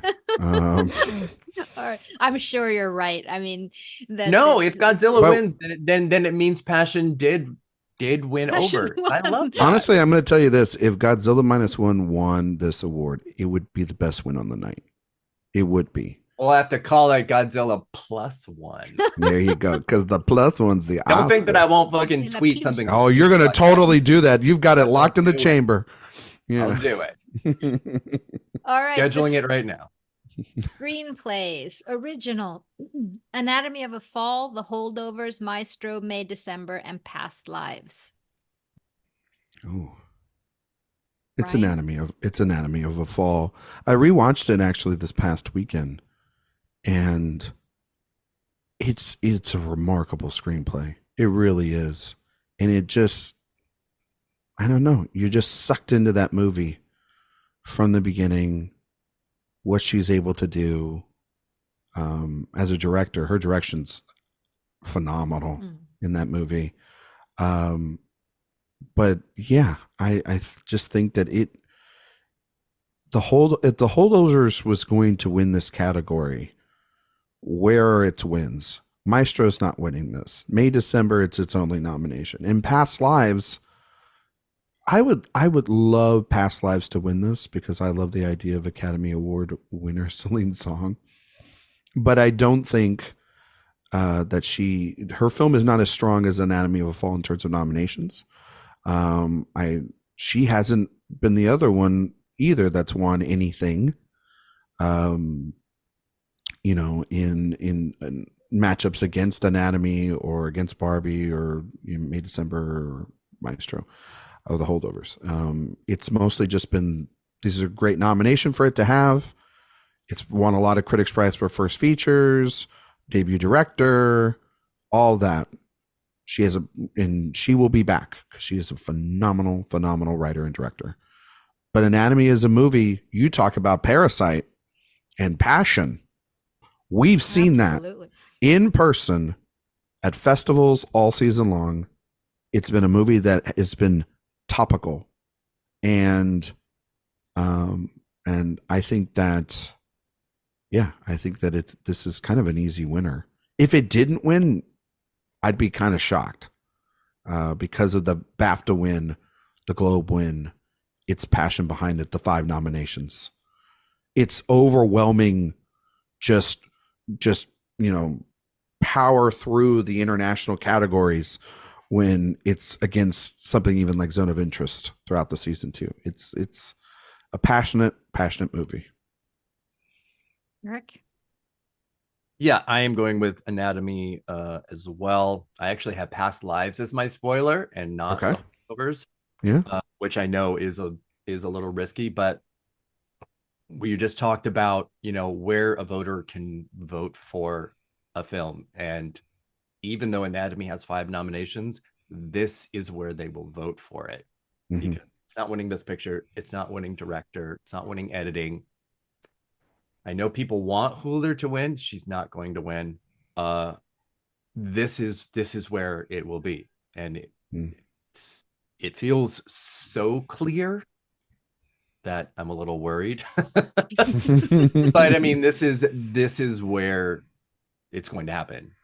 I'm not saying that it matters, but Celine Song winning some awards at the Spirits right as the voting's going on. I'm not saying the Spirits matter at all, but some speeches that are different than what you normally see throughout the season, that we've seen throughout the season. That room was that does have Academy voters in that room, and people can watch it and see them all over the internet. And so that's why I think your theory of her being 2, Eric, is right. And it's also, that was one of the best reviewed films of the year. People love it. I actually resaw that one again this past weekend too, back to back, and they're incredible films. But yeah, I think we both agree that Anatomy just has more passion, particularly in this category, than the others. Yeah, and I think people can vote for screenplay wins on a lot of things, structure, but I think mostly people vote on it for dialogue, and that is what people think a screenplay really is just dialogue. And actually, all 5 of these have wonderful interactions and monologues, and I don't think you can get past, obviously, the kitchen fight that is in Anatomy of a Fall. It's one of those things that is going to be reproduced in acting classes and things like that for years to come. Although, that being said, Natalie Portman's monologue at the end of May December is the greatest of all of them here. No shit. Oh shit. No, I'm not worried, and I'm 100% that it's going to be Anatomy of a Fall here, based on everything you're saying, and that fight and the passion and messy, and everyone talking about who did she do it, did she not do it, which I think is the weirdest discussion. Did we lose Ryan? I think maybe. Well, hopefully he'll come back. We'll continue on. Or he was abducted. He fell out the window. Start playing BIMB. Hello? Sorry. Oh, you're back. Oh, good. Adapted. Let's go to there. American Fiction, Barbie, Oppenheimer, Poor Things, and The Zone of Interest. Another kind of split one for me. Are you guys going American Fiction all the way? I am going American Fiction. The wins that it got are just too overwhelmingly pointing us in that direction. There's no reason that this needed to win BAFTA as its sole nomination. There's no reason it needed to win that, but it did. It won USC, so it's beaten Oppenheimer whenever possible. And Barbie, this is the only place that it's competed against all of these adapted screenplays. So while I think that it it's not exactly like a 3 screenplay race. It is really just those 3 that are kind of jockeying for it. It's crazy to think of Oppenheimer winning as many as it will and not winning this. Yeah. It is bizarre. um it's, adapting a nonfiction book into a fictional narrative, which I think is more difficult, more interesting than a lot of just simple adapted screenplays. Barbie is the only place you can reward Greta Gerwig. That, again, another conversation of passion and where can we get this person a win.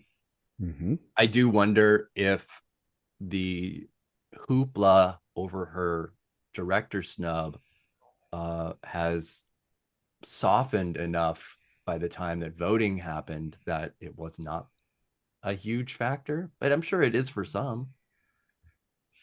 But Yeah, I can't look past American Fiction's wins and its TIFF People's Choice win, which should put it right back into the history of that winner winning at least one Oscar. yeah. The fact that last year's Fablemans didn't win anything and American Fiction will win one is bullshit, but that's another conversation for another time. I agree with Eric. I think that I think the hoopla around the Barbie stuff and Jimmy Kimmel bringing it up in his little teaser and continuously pulling that, I think that could be to 2 ways. It could be a reminder to voters of the urgency to reward Greta Gerwig in this category and Noah Baumbach too, and since they're co-writers, or it could have the opposite effect. It could sour them and basically say, we're not going to reward the fan base. And it's not to Greta Gerwig or Noah Baumbach's fault at all, but it's how people take in these nominations, how they take in just how the Academy has seen this movie. There was a long response from both Gerwig and Robbie. And they're in a lose-lose situation from any of that. So it's not their fault. I mean, you had like people like Hillary Clinton and all these people online responding to it. And it was just a wild week and a half of just over proportion, of hyperbole. And it takes away from the fact that Warner Brothers really didn't then, force the jugular, go and target specifically in their campaigning at the last kind of go rounds of that screenplay. And they had moments where they did that, but they did not do that during the voting period. I think, Eric, you make an interesting point about Oppenheimer, not just the difficulty of adapting American Prometheus, but then Nolan's particular first person narrative of Oppenheimer's perspective it's to the best and worst detriments of people, when they talk about that film, but it's clearly one of the best scripts he's ever made and written. It's a movie about people talking in rooms. It's a very talky movie. And it's one that I could see a lot of writers and a lot of people go, holy shit. Like, this is the kind of movie we want to see. And in a script that they would love to reward. Courts Jefferson's screenplay, though, is very topical. It's funny, it's light, but it has dramatic beats and moments to it. He's a new name in to a lot of people in the world, so it's a chance to reward him and reward that film because it's not going to win anything else. And I have American Fiction winning. I think that Oppenheimer is second because I do agree with Eric. The idea of it not sweeping or it being necessary and people being like, well, of course, American Fiction's going to win.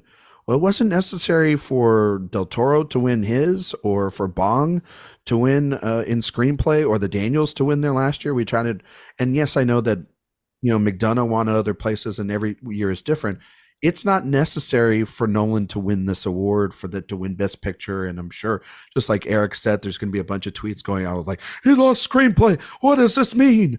Because people don't know how to follow the race that they obsess about online.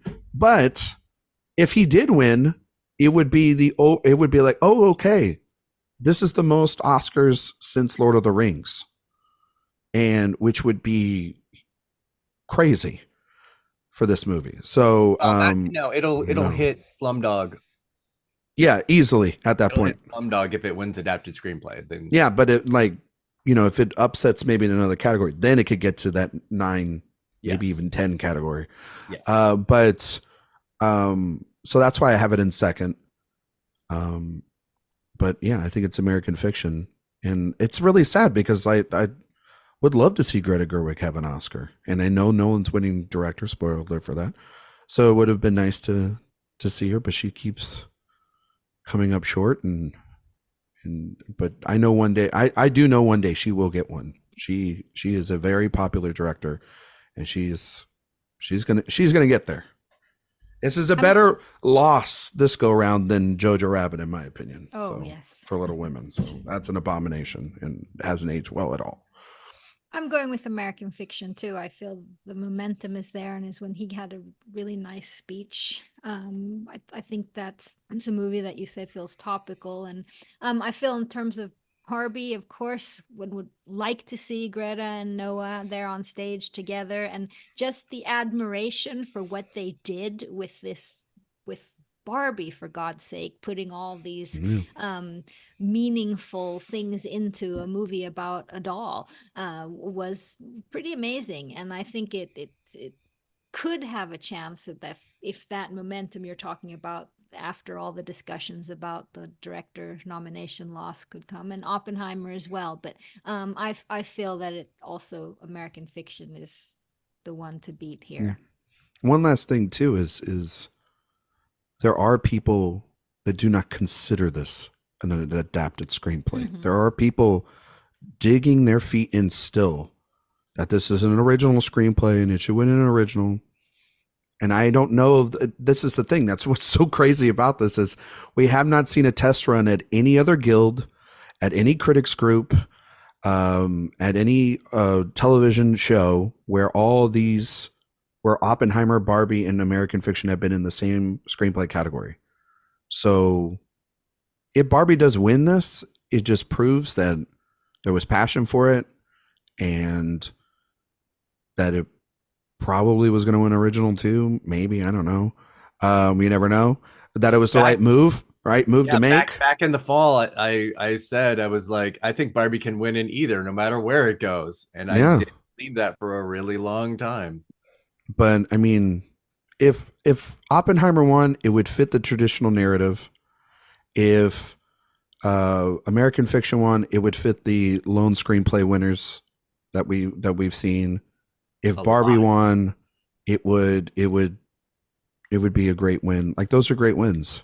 And so, but that, I think there's that contingent still of like voters that will think it's original and then want to vote for maybe something else. Or it's the opposite way too, again, where, it's original and it's the most original of the adapted screenplays. You know what I mean? So there you go. All right, here's the one that's killing me. Sound. The Creator, Maestro, Mission Impossible, Dead Reckoning Part 1, Oppenheimer, and The Zone of Interest. I'm just so split between Oppenheimer and The Zone of Interest, both which I think are incredible craftsmanship behind. I talked to Johnny Byrne and what he did with The Zone of Interest, the immense amount of dark research he did in order to do this, and how much the sound is part of that guttural, horrible feeling that the three of us felt when we saw it in Telluride afterwards, where you can hardly talk. So much has to do with hearing those screams and contrasts between what he's doing in the house, while Oppenheimer's incredible work too. The explosion and when they take the sound away and when they put it back, and I'm guessing that Oppenheimer, on the basis of all the wins it's going to get below the line, probably has the bigger chance here. But if people have actually been reading about the work that Johnny Byrne did on the Zone of Interest, so I'm stuck on this one. What's do you say, Eric? I don't think it's really that close. You don't? I think this is a pretty easy win for Oppenheimer. And I think part of it is, besides the fact that Oppenheimer has a film editing nomination and Zone does not, which is actually a big factor. Um, I I don't know if you can like really, and a average voter either, properly separate the soundscape and the score of Oppenheimer. They are so completely interconnected. Um, and Zone is the very same way, but Zone was not able to manage a score nomination that it should have gotten over, things like American Fiction and Indiana Jones, that would have bolstered that um, idea that it could win. Didn't It LA did win film critics BAFTA. give a combined award to Johnny Byrne and Mika? Who? And the LA film critics, didn't they like give a Yep. combined awards to sound and score? Yeah, yeah, and some do just like sound design and incorporate everything together.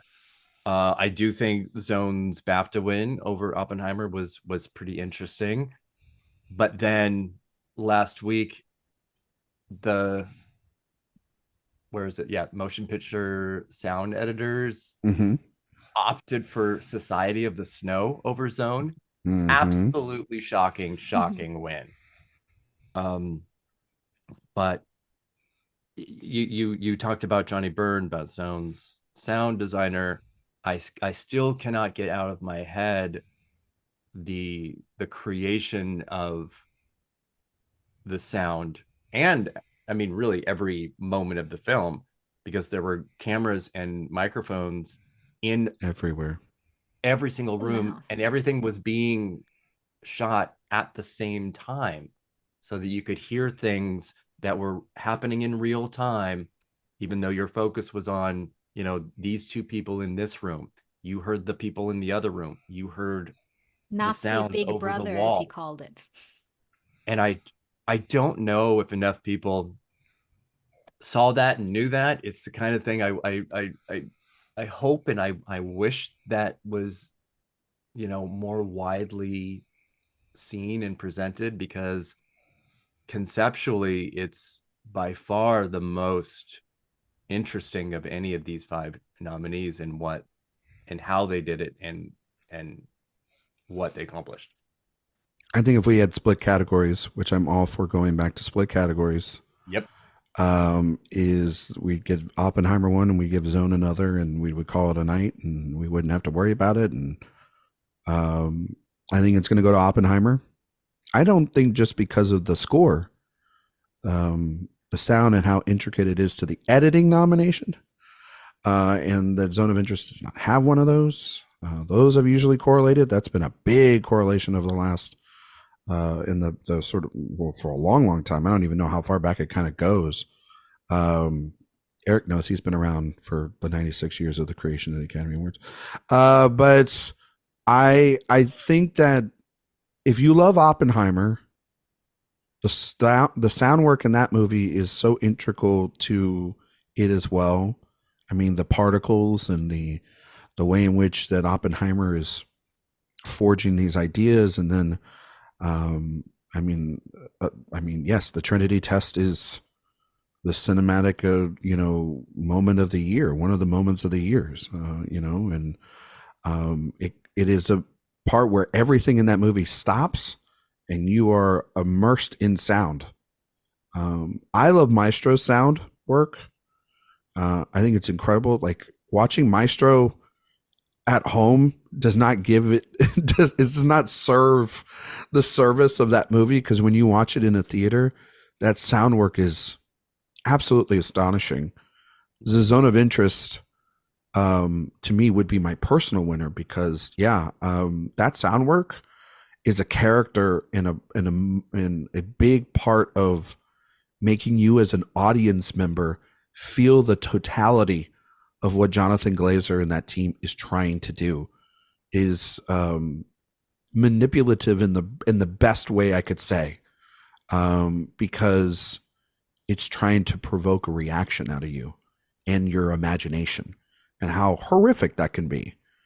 And so I would love for Zone of Interest to win. I know that the passion and the BAFTA win is big for it, but Oppenheimer is the more beloved film, and probably the film that, again, that of this category everybody's seen more. And people, you can talk about the totality of Zone, but if you point out just the Trinity test in Oppenheimer, that seals the deals for a lot of people as well too. So I'm going Oppenheimer, but I would love a Zone of Interest upset in this category. I think we're all on the same page here. Yeah. And I think we have some categories coming up where we'll be pretty on the same page as well. Original song, It Never Went Away from American Symphony, I'm Just Ken from Barbie, What Was I Made For from Barbie, The Fire Inside from Flamin' Hot, Song for My People from Killers of the Flower Moon. I'm going for Billie Eilish on this one.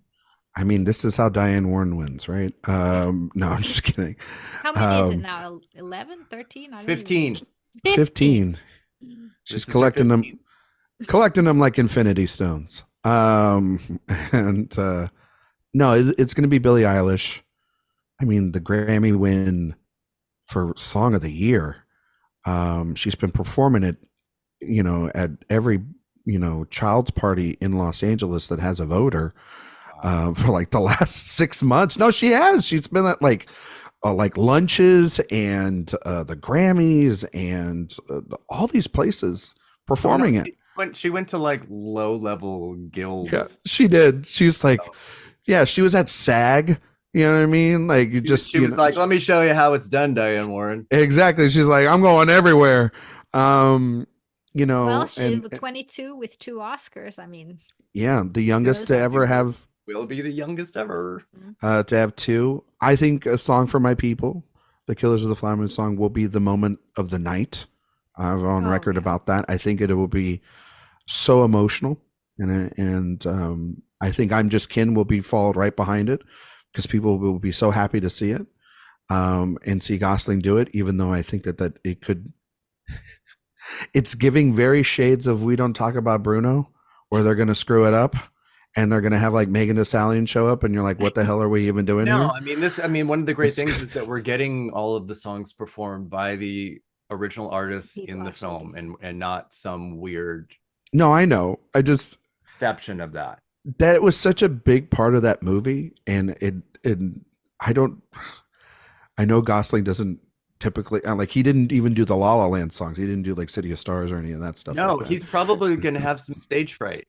Yeah, I think so. I think it's, and I don't know. I think that there could be like a cut version where he does a little bit, and then it's like, that's why I'm worried about like it not being the full performance or the full way. So. They would have announced that. They're not going to announce it. They didn't announce like Megan Thee Stallion and that there would be a rap, verse in the middle of We Didn't Talk About Bruno. Come on now.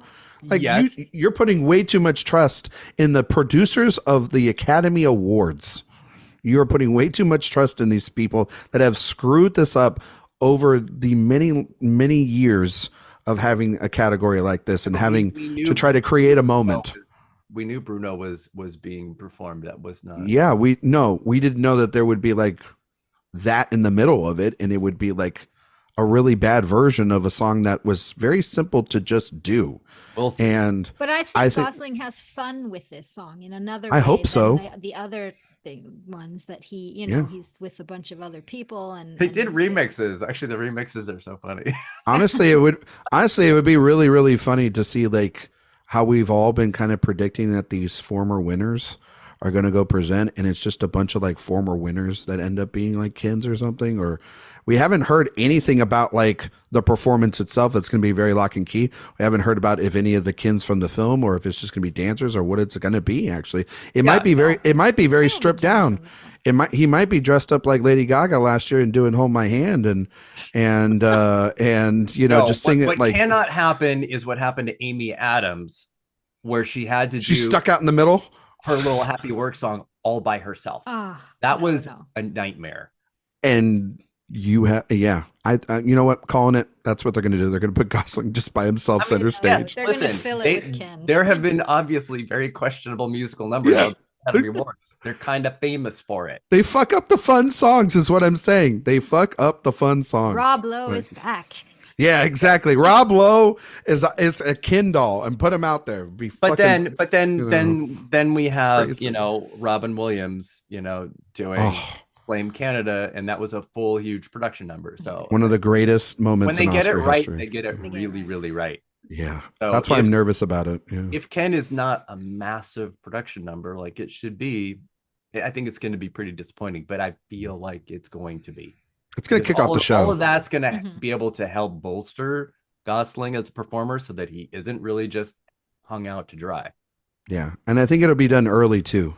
Like, I think it will be the way we kick off the show so that he can just get it out of the way, rip off the Band-Aid, and he can get to his seat. Cause we know Ryan Gosling, he is not one to put the spotlight on himself for something like this. But yeah, it'll be interesting to watch and report back next week on, All right, but we're going with Eilish. Continuing with film editing, Anatomy of a Fall, The Holdovers, Killers of the Flower Moon, Oppenheimer, and Poor Things. Oppenheimer, Jennifer Lame, seems. B. Eric? It's going to win. Yeah, this is an easy win for Oppenheimer. Easy. Great win. Great win, too. And it will be a win. It'll be a great win. And the next one, directing, feels the same way. Jonathan Glazer, The Zone of Interest, Yorgos Lanthimos, Poor Things, Christopher Nolan, Oppenheimer, Martin Scorsese, Killers of the Flower Moon, and Justin Triet, Anatomy of a Fall. Ryan, you want to take your chant? B. Let's go. No, it'll be a great moment. It's like I said on the podcast. This is the sort of coronation of who the best filmmaker is currently in Hollywood, and they are at the height of their games, and the industry has fully embraced them. And what Erik and I have talked about throughout most of the season, it will be the most fascinating follow-up film in the modern era, probably one of the most fascinating ones since Titanic to Avatar, because you're talking about the biggest filmmaker who made one of the biggest hits, who is a brand within himself. And, shout out to Universal and to his team and everybody that has really made him accessible. And he has really shown have fun talking about this and yeah, that's true. And been very warm and really comedic at times too, with that dry sense of humor that he has. He has not shown the internet personality that we think that everybody seems to have, where he is this pretentious snob. He has had a lot of fun and shown that he is a very funny guy. I mean, like the Colbert thing that he did, where he was doing like sort of the Benny Hill run around and talking about the Fast and Furious movies and, the seat chairs and all the, and all these different things. Like he's done a very good job of presenting himself as not the person that everybody hated during the pandemic because he wanted Tenet in a theater.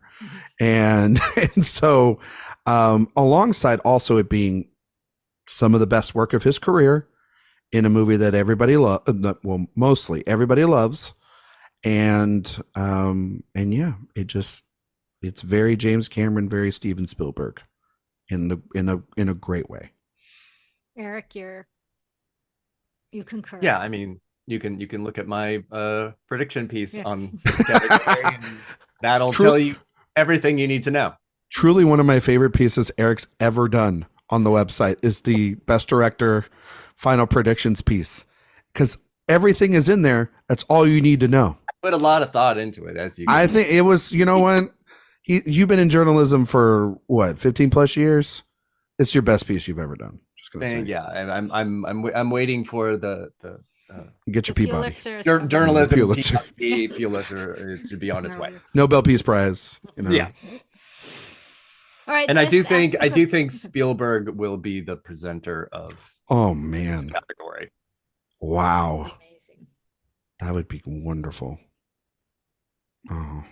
All right, best actor: Bradley Cooper, Maestro; Coleman Domingo, Rustin; Paul Giamatti, The Holdovers; Cillian Murphy, Oppenheimer; and Jeffrey Wright, American Fiction. Here we go, Ryan. Take it away. Ah, B. Ah, B. Literally. Ah, B. It's going to Cillian, no Cillian question. Murphy. Yeah.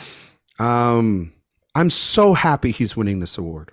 I'm like this one is going to make me the happiest. I even more than Nolan because it's such a good performance. It's the type of performance that the Oscars do not celebrate. They do not give. It's the type of performance of like last year, like a Colin Farrell, like a Benedict Cumberbatch, where there is subtlety in that performance. And it gets big at times, sure, but it is wrapped around subtlety and those close ups and those beautiful blue eyes of Cillian Murphy. And again, another person that is very, like, he's very closed off. He's very much an introvert. And Downey and Blunt and Nolan alongside him at these Q&As have made him very approachable, and he has been willing to do it all because he loves this director who essentially has given him most of the big roles of his career, including the biggest role of his career outside of Peaky Blinders. And I think that, I mean, it's very rare. Eric's talked about this. It's very rare in the modern era, the expanded era, that we have the best actor winner correlate with the best picture winner. We've kind of gone away from that. But as we've shown with this movie, history's just kind of shown that this thing is a little bit bulletproof and people really loved it and embraced it. And it's made by one of the most popular filmmakers of this new generation, of this new era. And he's his longest collaborator outside of Michael Caine. And he's worked for 20 years and he delivers fantastic work. I love Bradley Cooper. I think Bradley Cooper, I don't get the hate. I think he's phenomenal in Maestro. I think Paul Giamatti's fantastic, and could upset. He's definitely in the number two, because there are a lot of people that want to give Paul Giamatti his flowers. And I love Jeffrey Wright and Coleman Domingo. I'm glad that they were here. But when he won SAG and BAFTA, which were pretty big wins, like the BAFTA win was big, but the SAG win, he did not need. I mean, he needed to win that in order to secure it up, but it would have been a nail biter if Giamatti had won. Mm-hmm. Cillian Murphy, I was so happy he's going to be an Oscar winner. Eric? Yeah, this is going to be Cillian Murphy. He has everything on his side historically and statistically. Oh no, Critics' Choice. We can I mean, we can go into that in detail here. I wrote about all of it in my best actor piece. That, yeah, it's so just briefly from one of the parts. Cillian Murphy is the titular role in Oppenheimer. He's in nearly every frame of the film. He is the film. It's impossible. There really the side story with Robert Downey Jr. is its own thing, but in these 3 hours, you are hyper focused on Murphy. And again, close-ups, face. Mm-hmm. He is doing face acting. I'm personally, and we'll get into Best Actress too, I think. I'm personally kind of excited about the idea of the Academy, who loves big acting. And I love big acting too. Fucking the winner last year. Good Lord. Literal big acting. Is going to find a place for subtlety. I think it's remarkable. And I'm glad. I do like it when the Academy allows us to be surprised, so that we can't always predict where they're going to go, because we usually do it in a pretty negative way. like, oh, well, of course they're going to go with this performance because it's the biggest and the loudest or whatever it is. And I mean, ironically, I think the biggest and loudest performance nominated is the one that should win. That's a personal preference. I think Cooper should win. But he really kind of I don't know what happened there. torpedoed himself here.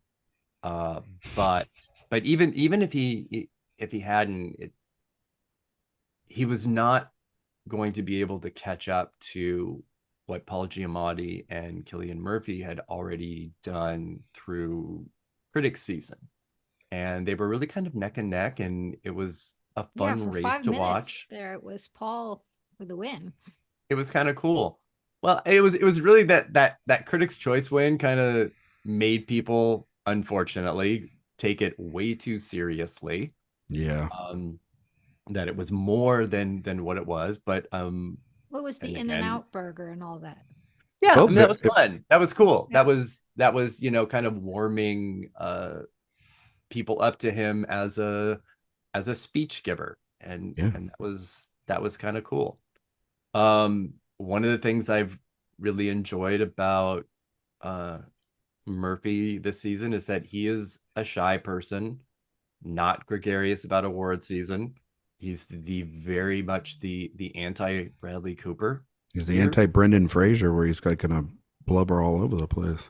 Sure, and that has appealed to voters in a way that doesn't always happen. So I think it's great. Yeah. I'm going with Cillian too. So also, Christina, for the record, I just want to put this out there. If you have any Academy listeners or any actors that do want to win, including Bradley Cooper, if you want to win Best Actor, you must speak. Listen up now, Ryan. You must speak to Ryan McQuade at AwardsWatch, because if you don't have your interview on the record during the season, it won't happen. Because last year, I talked to Brendan Fraser, won an Oscar. Talked to Cillian Murphy, he's about to win his. Just saying, the train for Best Actor comes through AwardsWatch to Ryan McQuade. Just saying. Just putting it out there. Yeah. Didn't get to say that on our show. Just putting it out there. They hear you. Who doesn't love a little bit of self-promotion? Yeah. I'm just saying. And you can find those interviews at awardswatch.com. Bradley Cooper. Bradley Cooper, yeah. Bradley, come talk to us about being in the shower with your dad. It's fine. We'll edit it all out. It's fine. Oh, God. All right, Best Actress. Probably best to move on. Annette Bening, Naiad, Lily Gladstone, Killers of the Flower Moon, Sandra Hüller, Anatomy of a Fall, Carey Mulligan, Maestro, and Emma Stone, Poor Things. The Battle of the Stones here. Although I'm leaning towards Lily Gladstone personally. I think that in terms of what we were talking about at the top of the show, speeches, and now listening to you, Erik, talk about subtle performances. I mean, talk about an amazing subtle performance where you read everything in her face, in her small movements. And I mean, she's basically going through one of the most horrific arcs, but in a completely subtle way. So I think it's a terrific job, and I see her winning and of course it's a historic win, and I just think that that's what people want. And me too. I think it would be amazing. Yeah, and I love Emma Stone. I think she's great. She does I do masterful job. I like all of them, even Annette Bening, who I think is batshit crazy in Naiad. But she swam to the Taj Mahal. But I love her. As of like this recording, I haven't written my Best Actress piece. I haven't even started it, which is I'm so struggling. But I feel mostly comfortable in my choice of who I think is going to win. I do think it is going to be Gladstone as well. I think she is up against some possible obstacles that have felled, well, one actress before. But like Murphy, the SAG win was crucial. It really had to happen. Without it, there would really not be a path for Gladstone here. And I mean, historically, winning the SAG that will really, really kind of lock you in. The only examples we really have are Glenn Close and Viola Davis twice, which is certainly something to think about, because obviously these are women of color when we're talking about Gladstone and Davis. Davis's first loss for The Help, I think some people can make certain allusions to supporting versus lead in terms of performances, and might vote that way. But I don't know. I also don't see this as Cate Blanchett versus Michelle Yeoh last year. I don't see it as the same. I knew that would be a very quick comparison that people would want to make or need to make. Again, people kind of need to make connections so that they can feel comfortable about a prediction, which is fair. It's understandable. I use history. I use what I feel is passion. I get it. I just feel that Gladstone has momentum. I will make one comparison, and that is that Emma Stone has sort of adopted the Cate Blanchett "why me" with speeches, which is like really allows voters to be like, all right, You're happy let's with Why you? Yeah. Why you indeed? why you indeed. So yeah, Don't let us get in your way. Yeah. thank you. Exactly. Yeah. Ryan, are you on the same page or? I actually talked to Erik about this yesterday on the phone, because I feel like Meryl Streep at the end of Doubt. I have doubts. I don't think this is locked up. And I know I didn't say this on the AwardsWatch podcast, but I guess I'm just spewing my thoughts out on Christina's today. I don't. Well, I have all the Academy voters apparently. That's true. You do. Yeah. I don't know if it's all the way done yet, and I don't think that it is as easy of saying that it's just between two people in terms of the amount of votes that they're going to get.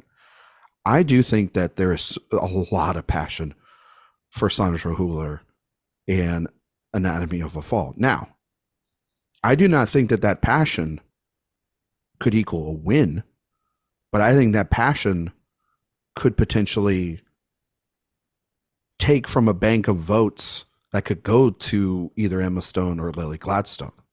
You have Hüller, who is mostly a recent discovery for a film that is very popular and is most likely going to win an award here for a screenplay category, which is big. And the predominant reason why it's going to win, and the number one clip that is shown, is Sandra Hüller going full force against that husband, who she may or probably did push off that balcony. And that's big. Anyway, yeah, now, or maybe she did or she didn't. I don't know. If she didn't, he deserved it. We'll say that. Oh yeah. Someone said on another podcast, if she didn't do it, I would. I would be like, girl, I'm right behind you. But I think that, obviously the international vote's big. You look at BAFTA, they gave it to Emma Stone. They love Poor Things. They loved Anatomy of a Fall. Lily Gladstone was not nominated at BAFTA. So her SAG win is huge because she needed that to stay in the race. And it was also the last televised speech in the category. It was also the last, televised event while voting was going on. Speech. It was a great speech. And also the enthusiasm of Stone, going back to what Erik was saying about Cate Blanchett, comparison with Tar and Michelle Yeoh. It's like, yeah, okay. I'm so happy that she's winning. Same with Mulligan and Robbie and everybody else there on the night. She was the only one to get a standing ovation in the room for their win. Not even Oppenheimer got that. But I do think people really love Sandra Hüller. And I think that the Sandra Hüller voters, for the most part, do take a little bit of away from the batch that would vote for Emma Stone and that type of performance, internationally speaking. And I think that Lily Gladstone, there is significance. I think her having a conversation with Cate Blanchett drop during voting, a 30-minute conversation. I think Sophia pointed this one out, and I saw it online too. Sophia Simonella pointing out the Kate Winslet quote that she had on the red carpet about how stunned she was by this performance. I think there's a lot to go there. And again, you may not like Killers of the Flower Moon. You may think that it's too long, or Leo's doing too much French fried potatoes in his performance, or, you just might not like it in general of where the focus is of the overall film, the adaptation. But the number one thing everyone says that is unanimous about Killers of the Flower Moon is how extraordinary Lily Gladstone is. And so that's why I think, while there's not passion for Killers of the Flower Moon, there's definitely passion for Lily Gladstone. And I think it showed from Gotham, with her having 2 speeches that night, her indie spirit, honorary win and presenting to Kelly Reichardt, to being there with Marty at various places, including being front and stage at SAG and winning at the Golden Globes. She's been everywhere. She's been on Frame of Mind the entire time. She's run a hell of a campaign. I'm going with Lily Gladstone, but this is very close, because that performance Emma Stone gives is the typical type of performance that they love. And if they give an award to somebody the second time, it's not too far after when they given them their first. And so I'm going with Gladstone still, but it is actually a lot closer than when we talked about it a week ago. And it's actually the one category I'm still the most conflicted on, because if they were all together at BAFTA and it had gone to Emma Stone, I don't know. Would I go with Emma Stone there? They didn't save her. They obviously didn't like the movie. I don't know. There's a lot to consider, but Gladstone's win in speech would be a moment. And that's something to consider, I think, as well, with voters as well, too, when they're doing their final voting. All right, Ryan, get ready for a final chant.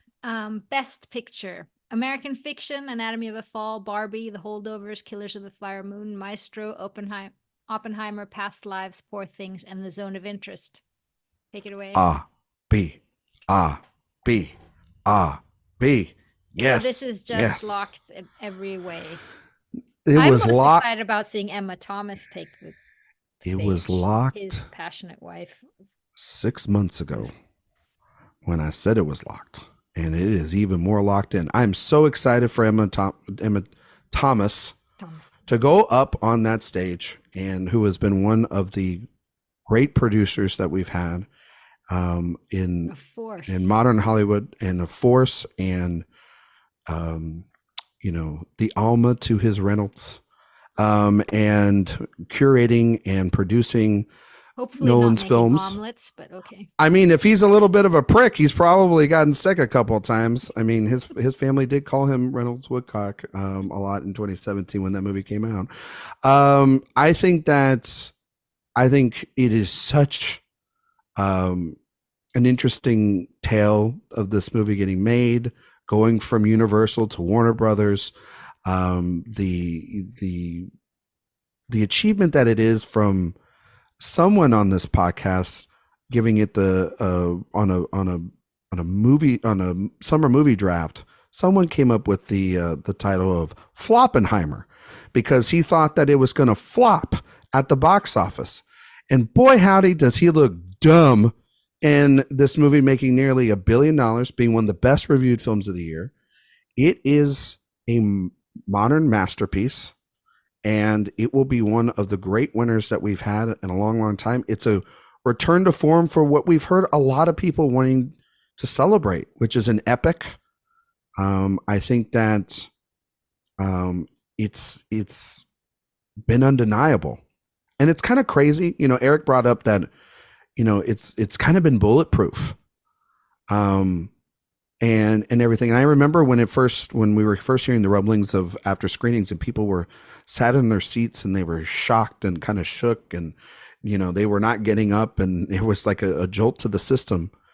And I think that's why people went back and back and back and back to the theaters, because it was such a different theatrical experience. You even hear Bob Iger talking about how Disney needs to start making more movies now that are like that to make an audience feel something. And only somebody like Christopher Nolan is able to make a 3-hour biopic feel so urgent and move at such a confident pace with this wonderful cast and then technicals that have been some of the best of the year. It's very deserving. It's one of the it's my favorite film of the year. It was for a long, long time, and it's my first favorite film of the year, winning Best Picture since Moonlight. And I'm so happy that it worked out that way. And I'm sure it won't happen for another 10, 15 years because that's how it usually works. But it kind of just all lined up perfectly for it. And the other films had either not enough support or just never picked up the traction. And I don't think that there was ever it was weird. Eric and I were there the night of the Globes in Los Angeles. From that moment on, it just kind of, which is usually what we don't do in a race, right? Where we're like, yeah, it's pretty much done. Eric looked at me. He's like, I think it's done. And that was kind of wild. And then I had people tell me, oh, it's not going to get support in the guilds and da da da da da. Well, they're wrong, because it's won pretty much every guild under the sun. So it's a great movie. Is it flawed? Sure. Is every movie flawed? Sure. But I think it's wonderful. And I think it's a great win. And it's a lot better wins than the Codas and the Green Books and the crap that we've been getting over the last couple of years. We're back into good movies winning Best Picture again. Feels great. Eric, after that? Great movies. Sorry. Not good movies. Great movies. My goodness. All right. To remember. Jesus. Yeah, I mean, obviously, I think that Past Lives is winning this in a walk. Past Lives, the movie he didn't even think would get nominated for Best Picture at a couple of points in the season. It's in 10th place. Yeah. No, that's Maestro. That Maestro's in 10th place. Maybe. Honestly, like if we're, I don't know. No, it's going to be kind of a wild win. The path for this has been extremely non-traditional. Yeah. A summer movie with no festival release. That's going to be the first since The Departed. That's super cool. The Departed. But I think the bigger thing that we will look at this season in retrospect, and we can look at right now, is that it was able to completely sidestep the curse of the front runner at every possible chance. And the reason for that, I think, is that when something is a front runner and it has even like a modicum of coldness or anything that you could start chipping away at, then that starts happening, and you can start looking at what the alternatives are. And that never happened for Oppenheimer. Again, anytime somebody wants to talk about a controversy, they're so online about it, that it's not real. Every single thing that happened with Green Book stayed and was only cared about online. Voters did not give a shit at all. But what happened in that case, and in the Power of the Dog's case, which, sidebar, you cannot not talk about both of them being Netflix films, and that being a very real stigma that still exists with voters. Correct. Is that each of those films had enough of that coldness to be able to start looking outside. And that's when that's why we have two phases of Oscar season. We have phase 1 and we have phase 2. And in phase 1, you know, Roma and Power of the Dog absolutely dominated. Dominated. Critics wins, you know, BAFTA, total number of nominations, all of that. Absolutely just dominated. Then nominations came out and we got to phase 2. And the tide had already begun to be turned. And then it became very easy to focus on other films, other performances, casts, and what that was going to look like. And that, I don't want to go much more into that because we've talked about those seasons many, many times. Yeah. So that brings us to this year, where we had, you know, the fun of Barbie and Oppenheimer, you know, going up against each other the same day, both being super successful. And I think we thought that they would sort of be carrying each other and be running parallel through awards season, which did not really happen. But at the same time, even if you wanted to look at what the traditional alternative to the front runner would be, you know, since the expanded lineup and how voters start pushing back against a front runner, it'd be American Fiction and The Holdovers, quite easily. Those are perfect examples of the kind of things that would be like, oh, a Best Picture win and a screenplay win and an acting win, and that's there you go. There's a great recipe right there. The difference between those other years, because that also includes the Moonlight year, and this year, is that both The Holdovers and American Fiction occupied exactly the same space as a possible alternative. So there wasn't really a singular choice that anyone that was going to try and, you know, post any type of anti-Oppenheimer sentiment could really go to realistically. I mean, I bounced back and forth between those two as possibles all fall season. And then it's just like, if you have to do that, then neither of them are the choice. Yep. And then the other thing was that there just wasn't anything that even some people tried to stick with Oppenheimer, like, why didn't you show the bombs? Again, a very, very specifically online debate that no one else cared about. I mean, the bomb, the female characters, the last hour of the film, the length, all the stuff that people complained about, didn't matter because one of those female nominees got nominated. The script got nominated. You can say those as criticisms of why you didn't like the film, but the Academy didn't care. I mean, it's the most nominated film on the day, on nomination day. And it helped that Emily Blunt was part of Robert Downey Jr. and Cillian Murphy. You know, our own Kevin Lee brought up a point of like, who is the cast or who are the people that that voters are going to want to hang out with and meet this season? And it ended up being the Oppenhomies. It ended up being like, there was a party in LA after the Globes. It was one of the most like in-demand tickets to go to was the Oppenheimer Universal party. People wanted to go to they were still going to those screenings every single week when Downey and Murphy and Blunt and Nolan were a part of all of that. This movie, you know, it's different also too, because this movie made nearly $1 billion.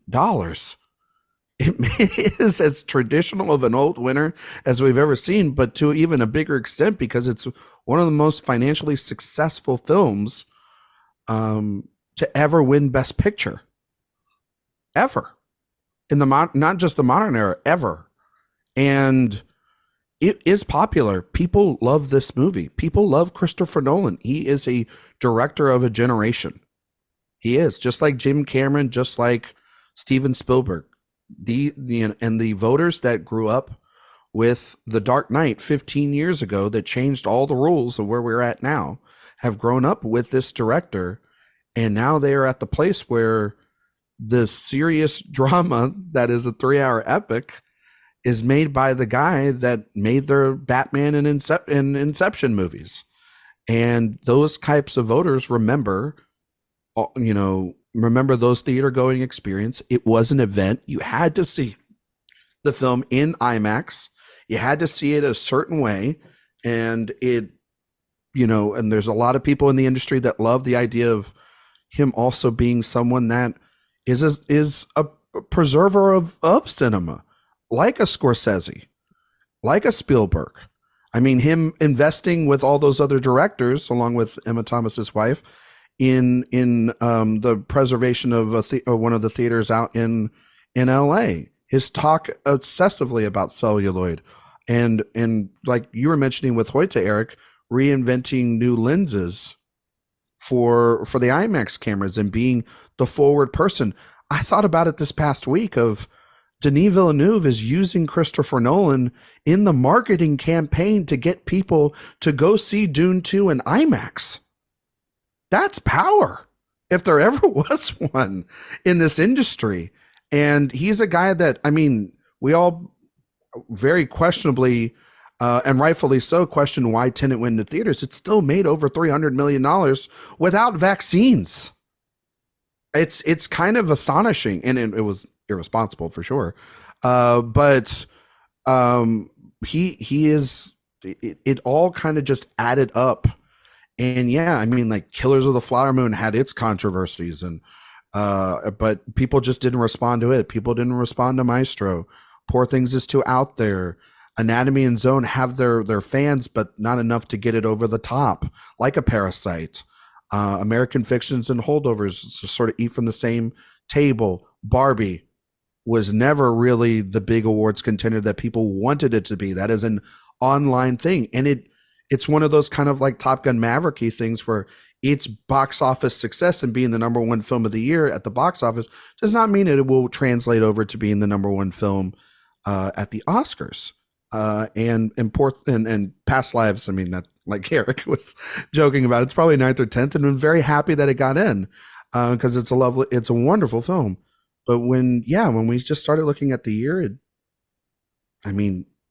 there's not really anybody bad on that team that you could be like, why wouldn't you want that team to win Oscars? And why wouldn't you want that film to do it? And I mean, we went to events and talked to people, and it was still one of their favorite films of the year. So it's just easy. But Christina, do you think it's going to win? Absolutely. I have no doubt. It's I think we almost forgot this is Christina's podcast. Yeah, what are we doing over here? These were the best speeches of the night.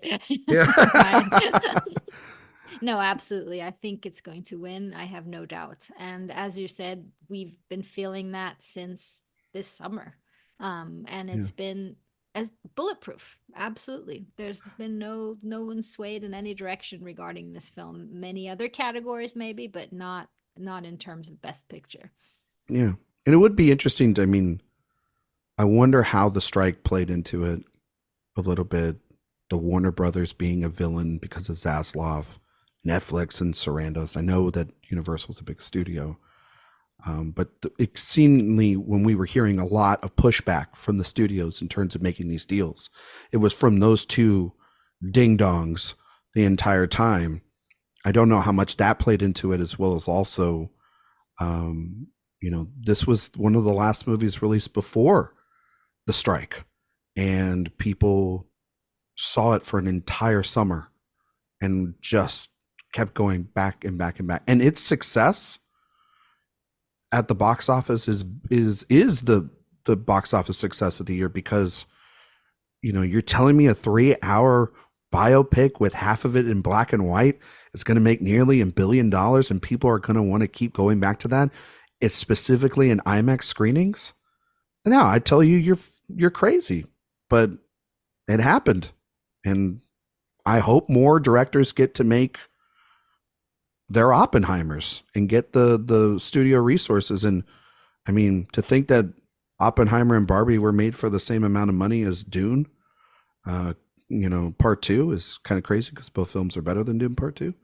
And but I think it's going to be interesting to see what Nolan does in the future, because he can do whatever the hell he wants, and everything. And he'll be the most, and he might work with Warner Brothers again or with Universal. And hats off to Universal for having this, but then also with Focus Features having the holdovers and having a really good campaign. I mean, to give us that 4K Blu-ray for the critics choice and the vinyl and everything, like, they knew what they were doing. They played it very, very smart after very much fumbling last year with the Fabelmans. And it just goes to show every season is different. On that note, let's see what happens. It was so exciting to talk to you. We only have a few days left.